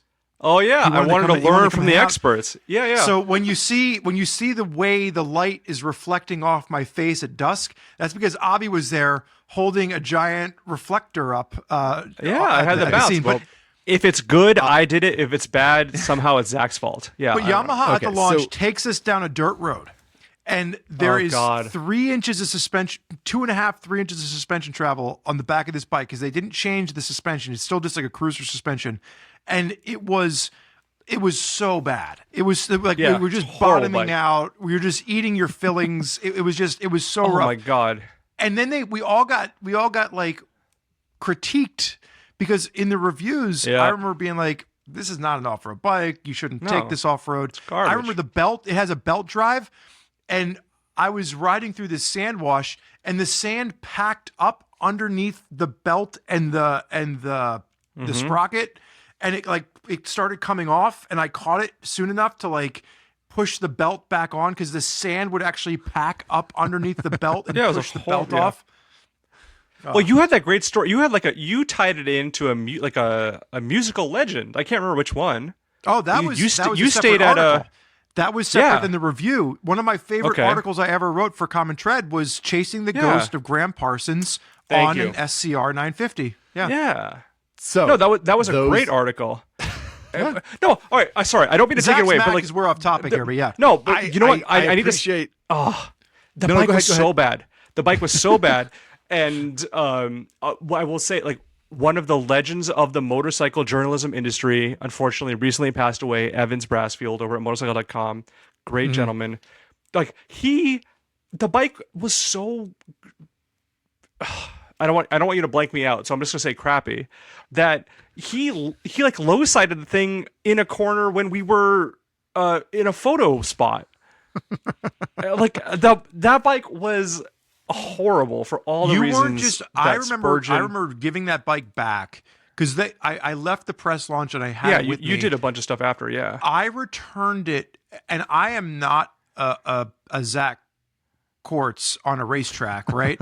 I returned that bike after going a few rounds of Angeles Crest Highway with like the exhaust had gouges in it from like leaning it over too far, like no lean angle to it. So you know, so the past 5 or 10 minutes of reminiscing that you guys just did, can I take that as you agree that maybe that bike specifically is a bit of a blunder? Great pick. It's an amazing pick, and there's a reason Yamaha sold maybe 20 of them. But the thing is, the Bolt was a good bike. The Bolt was a good bike. Exactly. Yes. That's a great. But this is what the Blunder is. The Blunder is trying to take everything and make it a platform. Right. Right. Exactly. It was a misguided concept, right? Like taking that bike and saying like, oh, we'll turn it into a scrambler off-road thing. Not a good idea. And I think it's easy. It's especially easy with Japanese manufacturers to point this finger, right? Because there is such a wide range in each model line, and they have so many different types of bikes that it's sort of like hard to. It's like, why didn't you just do that with MT-07? If you just did that with MT-07 and made an MT-07 scrambler, that probably would have been pretty cool and maybe would have worked because that platform would have been better with that. But the idea that the Star Bolt would be turned into a scrambler in the SCR, and there's times where like we talked about the Rune earlier, Honda took the Goldwing engine, they stuck it in something called a Valkyrie, which was like a naked Goldwing cruiser thing. They stuck it in a Rune, and so like that at least made sense from a the Valkyrie sold the same well, kind of engine. Right. Yeah, and the Valkyrie sold well and the Rune did not, so that's sort of like that's a little tricky. But yeah, I anyway, that's my pick, and I feel bad picking on Yamaha to a certain extent, but it's only because I believe that Yamaha makes and has made so many fun, interesting, good motorcycles that I feel like I'm in a good place to point out that that one was not good. So I'm gonna take it. I'm glad that you brought up the SCR 950. You know what you should do, Spurgeon? You should take it down a level. I think we might still be at the next level, and we need to come back down to the regular level. I'm gonna bring it down. I'm gonna bring it down. I'm gonna bring it down with a pick from Spurgeon Senior because you can't get any more mellow than Senior. He's just he's at an age in life where like he's not worried about anything, man. He's just out enjoying it, and so we're gonna bring it down to a memory he had from the 70s, and that was the Suzuki RE5. The Suzuki RE rotary bike was a rotary engine. They brought it into America in 74. It lasted until about 75. It was from what I understand, extremely complex. Only made a minimal amount of power. Had a bunch of quirky, weird things with like the dash, and like nobody knew how to work on it. So the one that when I first said this is what we're doing, do you have any ideas? Before he went into like Rune territory and two-stroke Suzukis that broke down on him in the 70s, the one he brought up was the RE5 from Suzuki, 1974. Amazing. I mean, That's a your dad's pretty good a pick. wise man. Pretty good pick. I'm not old enough to remember that bike really. I just know a little bit about it from reading some articles and seeing a couple of bike shows or whatever kind of thing. But it does have the same kind of ring to it as like the Honda NM4 aesthetically, like the way that it looked and the way that it presented itself was, I think, that like allegorical to the RE5 engine. Like they're both just Yeah. the way how complicated and weird the NM4 looks is how complicated and weird the RE5 worked mechanically. And when you're trying to sell that to the general public, it's always going to be hard, whether it's looks or mechanics or something in between. So maybe it's horrible. Well, sorry, maybe, just real quick. I rode one RE5 2 weeks ago. Of course you did. This is why you're on the episode. Why well, did we I start with you? That's what I was talking. going to say was that we should have mentioned at the beginning that the reason we're having Abhi on is Abhi works for and co-owns a company called Iconic Motorbikes, where he auctions off, sells, and has a airport hangar full of some of the rarest motorcycles in the world.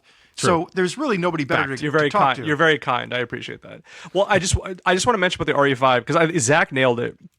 But it's one of those things where history is not kind to the losers, right? And so if Suzuki was able to make it work, we'd all be talking about how rotaries are great. But they failed for a variety of reasons. And now, if you're trying to work on, like, it's one thing when Spurgeon Sr. wrote it back in the day. Actually, I don't even know, how long ago he wrote it. It sounds interesting. It definitely sounds different now, but it doesn't. It's not like it makes more power than a regular motor from the day. And if you have to, like, the carbs are specific to that bike. It's not like, oh, it's got Mikuni 34s, whatever, that you can just grab from something else. No, like, there's so many parts that are just specific to that bike, and because they didn't sell that many, it's impossible. It's really difficult to find and work on to get the parts you need for it. So, one thing back in the 70s when it came out new, it's another thing now. Like, it definitely is not worth the trouble now. Right. Spurgeon Sr. is a wise man. Being iconic is a mixed blessing, you might say. Ooh. Is that Ooh, is that fair? Yeah, I don't want to suggest that's our new motto. Yeah, that's a perfect motto for a business. You might like it, you might not. Welcome. Yeah. No, but the RE5s are cool. Rotaries are cool. Stuff that's different is cool, but heaven forbid you actually have to, like, ride it around now. Right. Well, I still have a couple things that we could talk about, but I really we got to move on, right? Okay. I think it's time to get into section 5, which is going to be a little bit different than what we normally do. So we had gotten a listener comment in a few months ago, and we saved it because the comment said, and I'm just going to go ahead and jump to Dan. Dan actually sent a message over to me on Instagram, and we felt that it was pertinent to this episode. So Dan says, I have a question for y'all. I'm listening to Highside, Lowside, American Blunders, again, multiple times. Good for you, Dan. Get those numbers up there. Good man, yeah. And I'm wondering, what do you think about the long-term effects of the Reagan import tax? Although it's largely viewed as a negative, bikes like the GPZ600R were released just a few years after. Is it possible that the regulation forced foreign manufacturers to innovate in a way that ultimately brought us the 600cc Supersport class?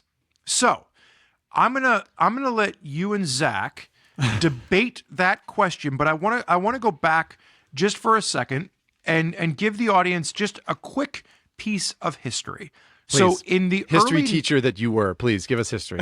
In the early 1980s, Harley Davidson. But in, like, 1973, Harley Davidson owned 100% of all motorcycle sales in America of bikes over 1,000 cc's. By the early 1980s, they owned 15% of the market of bikes over 1,000 cc's sold in America. So Harley Davidson is feeling threatened. From 1980, they went from roughly $290 million in annual sales, and by 1982, that had dropped to roughly $200 million in annual sales. In 2024 numbers, they went from roughly $1.1 billion in annual sales down to like $770 million, right? So huge drop off over 2 years. And Harley Davidson goes to the American government and they say, listen, and they specifically went to the U.S. International Trade Commission for support, and they said, we want a tariff on all bikes coming in from Japan. That it is important to note that Harley Davidson was only focused on Japan. And they said, we want anything over 700 cc's, we want a tariff and a tax.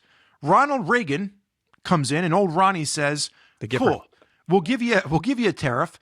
He actually extends it to Europe as well, and it mainly affects BMWs of the era.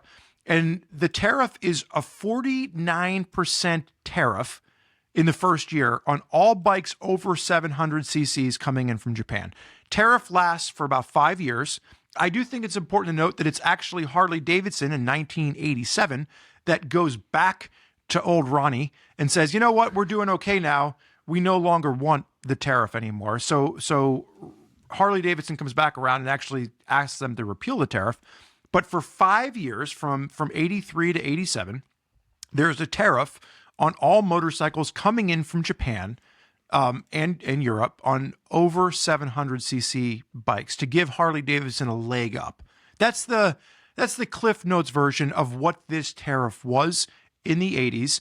And so now I would like to look at the two of you and say, do we think that this potential, I don't even think it's a blunder, but this moment in history, does this tariff lead to the 600cc super sport class and all of the subsequent motorcycles that we saw come out of this?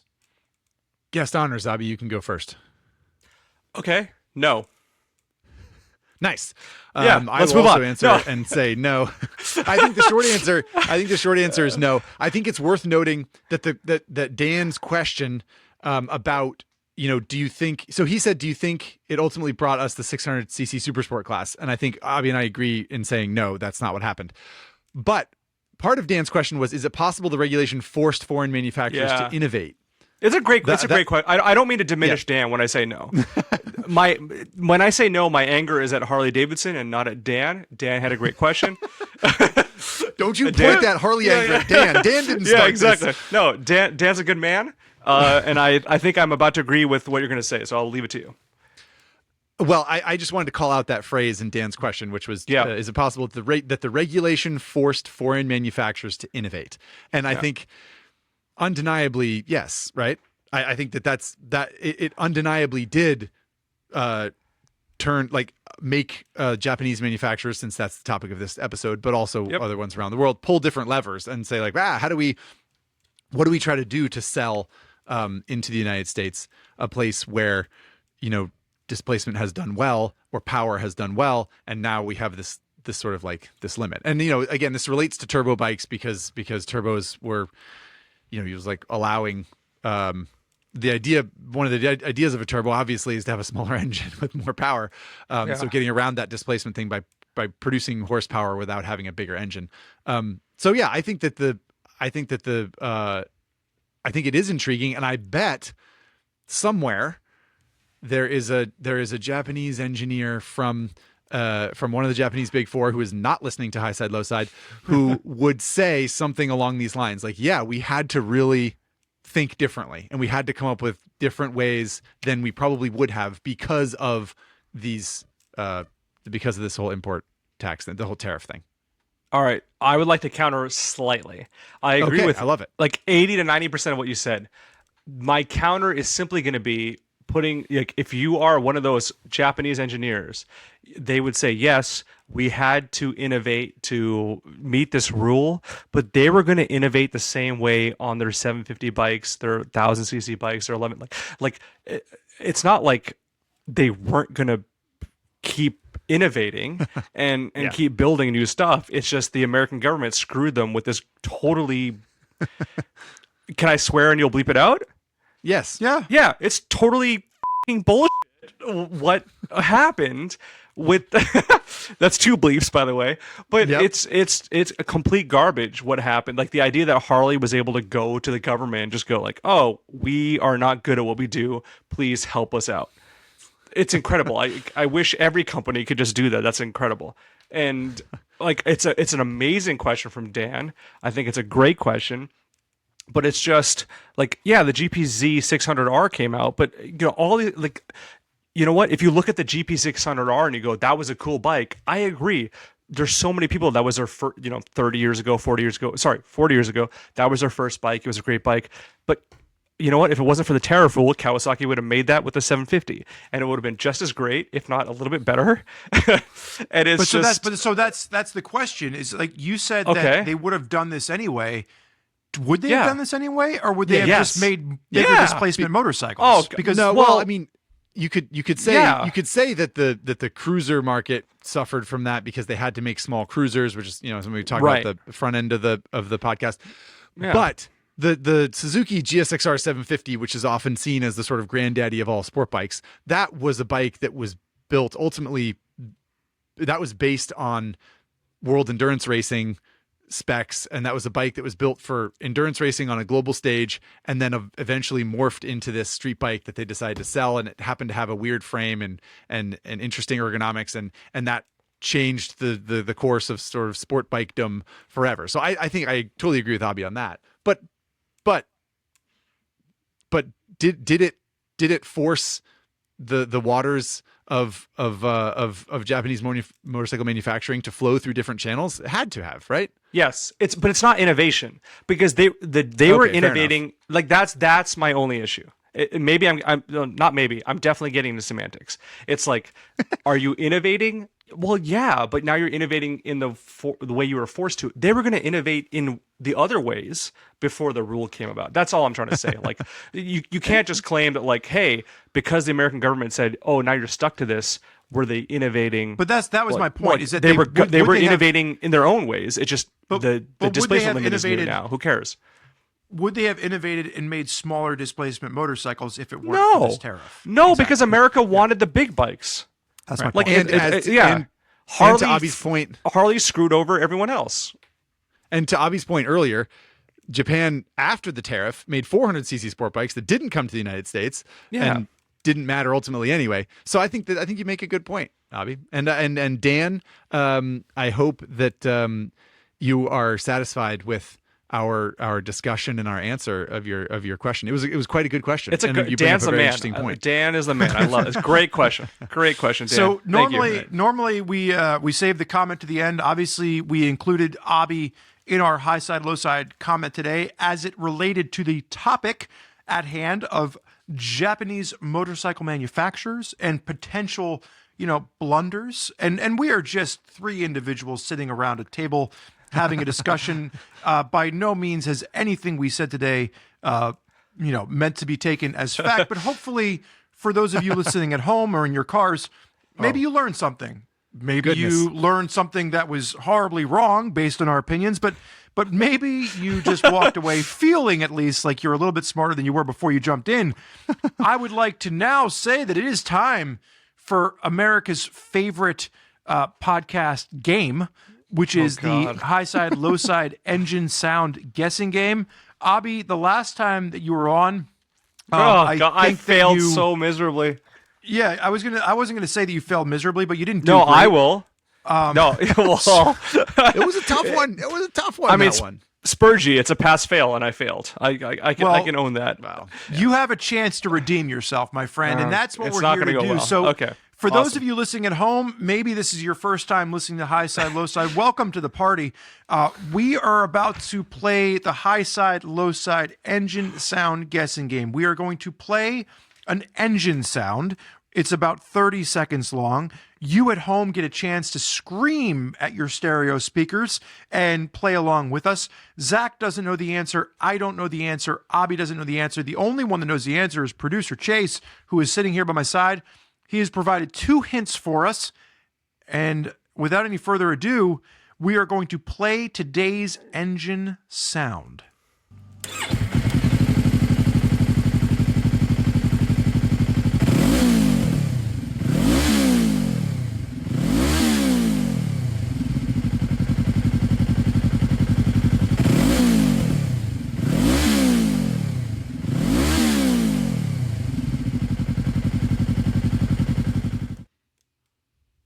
Oh.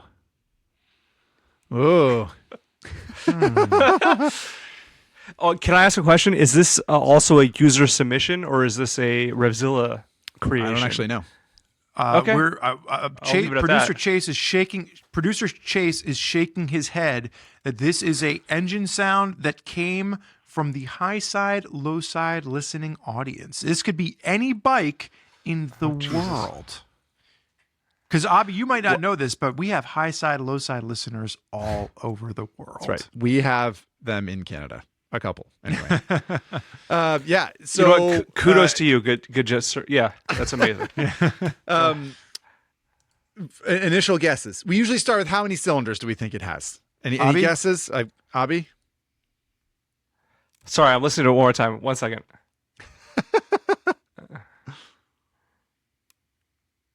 We can play it again. We can play it again for the audience too. We like to do that, so we can go ahead. We'll Oh, play would it you one more mind time. while I'm stalling here? Yeah, that'd be great. Yeah. We're gonna play this. We're gonna play this one more time for the audience so they can hear it again. Okay.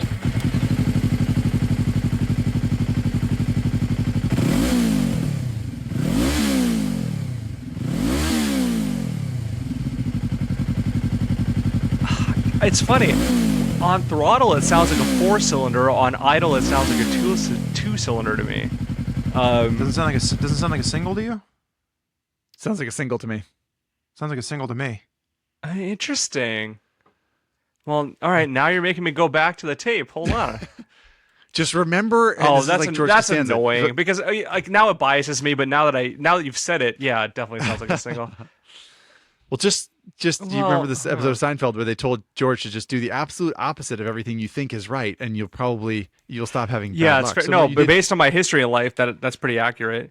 right. So just go I against have- every instinct you have, and Well, I have been rewatching Curb Your Enthusiasm, and so, oh god, all right. If it was a single, it's a sporty single though, or it's. I mean, hell, it does sound sporty. It doesn't sound like a dirt bike. Like, you know what I mean? It's It not doesn't dirt sound like bike, but it could yeah, be. so and it's but kind of there rattly. are very few sporty singles out there. So It could also be like a. It could be like a Royal Enfield single too. I no, think it revs up too no fast Royal for that. Enfield sounds Is like that too this. fast? Okay. Yeah. I'm gonna go Kawasaki. I know you KLX were- 300. Oh wow. Abhi looks, for those of you listening, completely surprised by Zach's guess. I am. Okay, let's get a couple guesses in and move it on. Okay, Yep. yeah. Abhi, yeah, any we guess gotta before move I on. read the first Okay. hint? Man, I gotta guess something, right? So,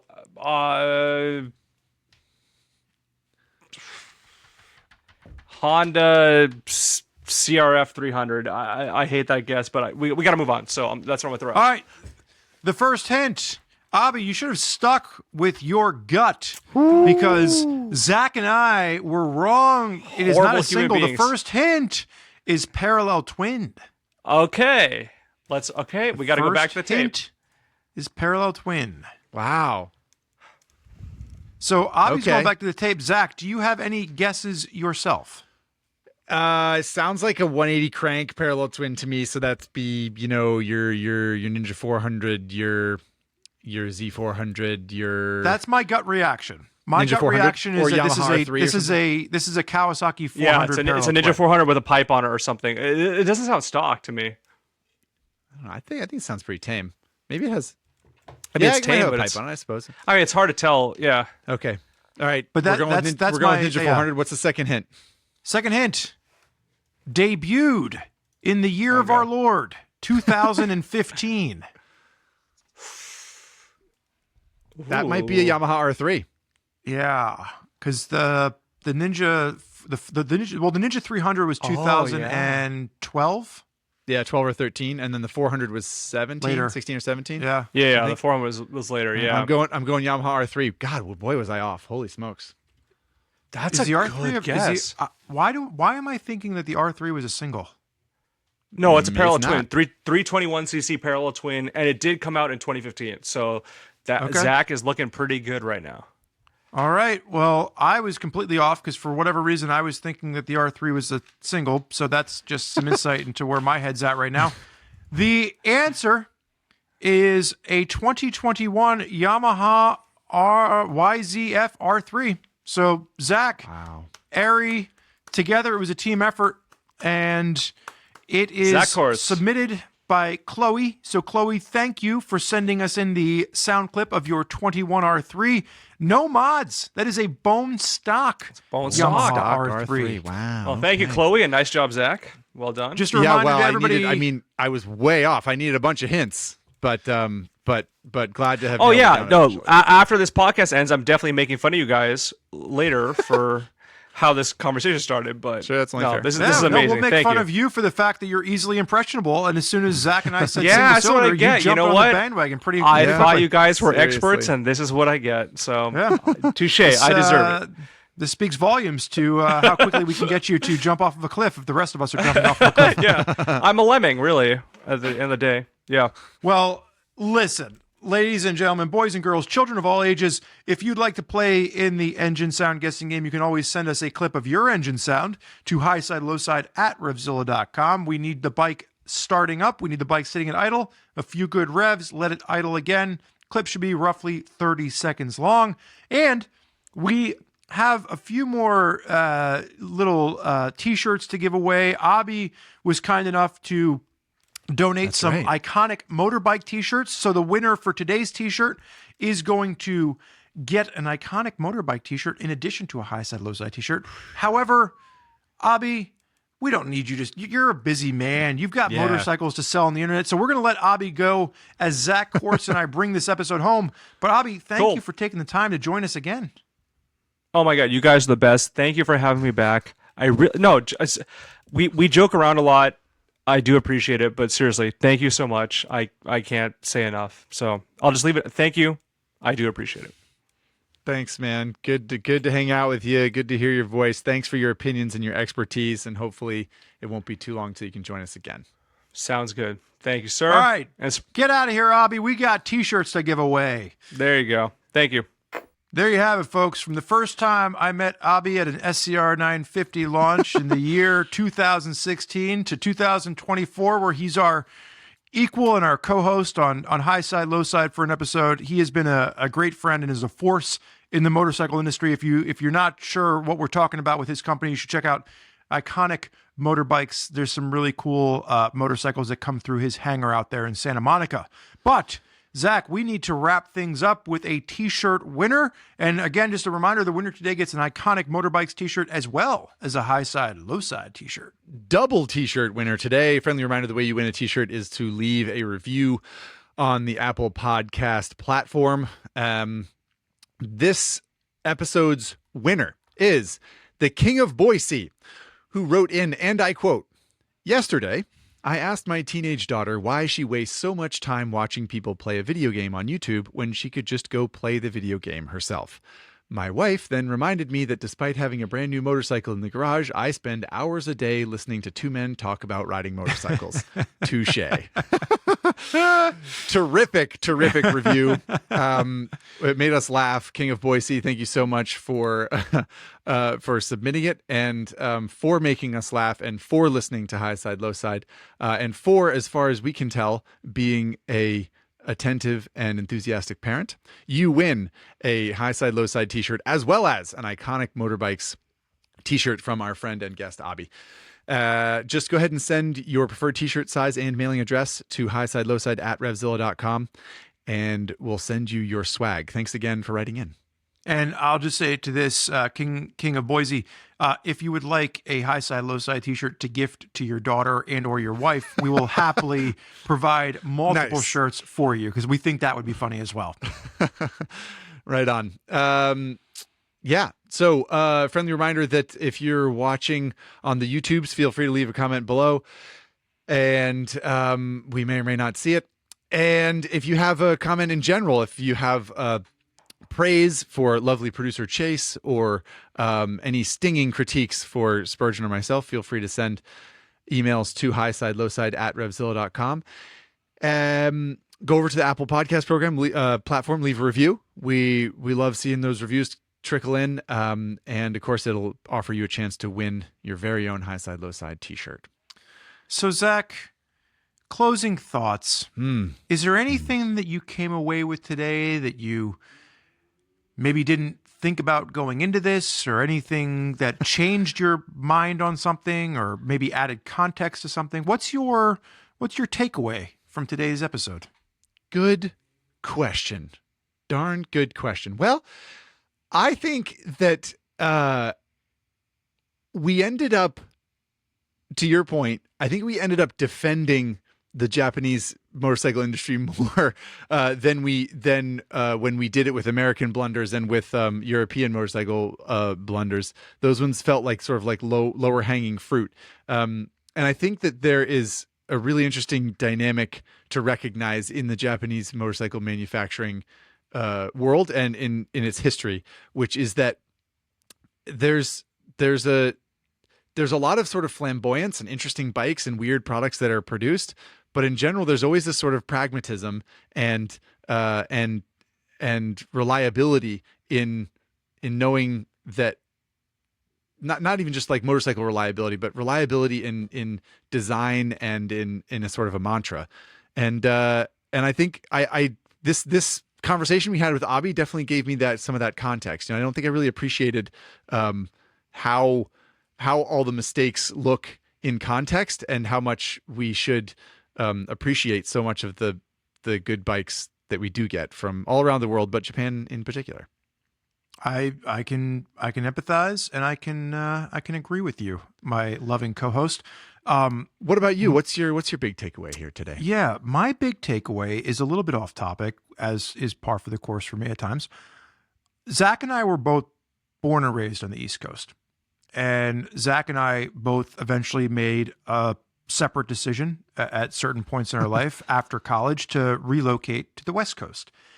And as two East Coasters that have spent time in California, Zach's still out there in California right now, I can honestly say that the most unnerving thing about going to California is the first time that you feel the earthquake under your feet.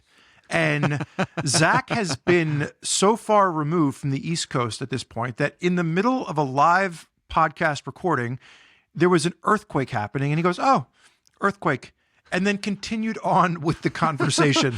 And I am reminded of my first earthquake in California. I was teaching high school, and I had spent we were for all the times I had fire drills as a kid in high school in Pennsylvania, there was never a fire, right? So all of the earthquake drills that I had as a teacher in California, I wasn't paying attention. So I'm teaching summer school, and there's an earthquake, and the kids start screaming, and they're like, "What do we do?" And I start screaming. I'm like, "I don't know."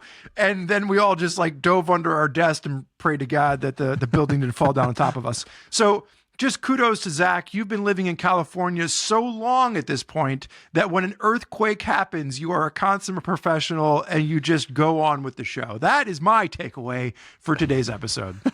It was a little tiny one. It was pretty far away. It was on the other side of the San Bernardino Mountains. It was a 4.2, so we just got a little wiggle here. It is weird though, for sure. I remember when I lived in California, I worked for an East Coast company in Maryland, and one time there was an earthquake. Some of you might remember this. This was maybe 10 years ago, 12 years ago. There was a big earthquake on the eastern seaboard in the United States, and I remember talking to my colleague in Maryland, and he said, "There's an earthquake here today," and something like the ceiling tiles fell down out of the. And I said, "Is everyone okay?" And he said, "Not really. No, people went to get their kids at school. People are freaking out and buying all the water in the grocery stores. And like you said, in California, if the blinds shake a little bit and something falls off a shelf, people are kind of like, all right, what are we having for dinner?" So yeah. Anyway, funny enough. That's a good call out. I appreciate that, Spurg. So I think we've done it though. I think we've come to another end. Season 8 of Highside Lowside is off to a glowing start. Where did the hours go? At least we think so. Right. None of them have published yet, so we don't actually know if you like any of this. But with that, we gave away 2 T-shirts. We had a discussion about global motorcycling. We had fun. We laughed. I don't think we cried this time, but we might have another time. I think we can let people go, yeah? I think it's that time. For all of you that have stuck with us this far, thank you as always for being an extremely valuable member of the Highside, Lowside listening audience. For Zach, for myself, we'll see you on episode 3. Later, everybody.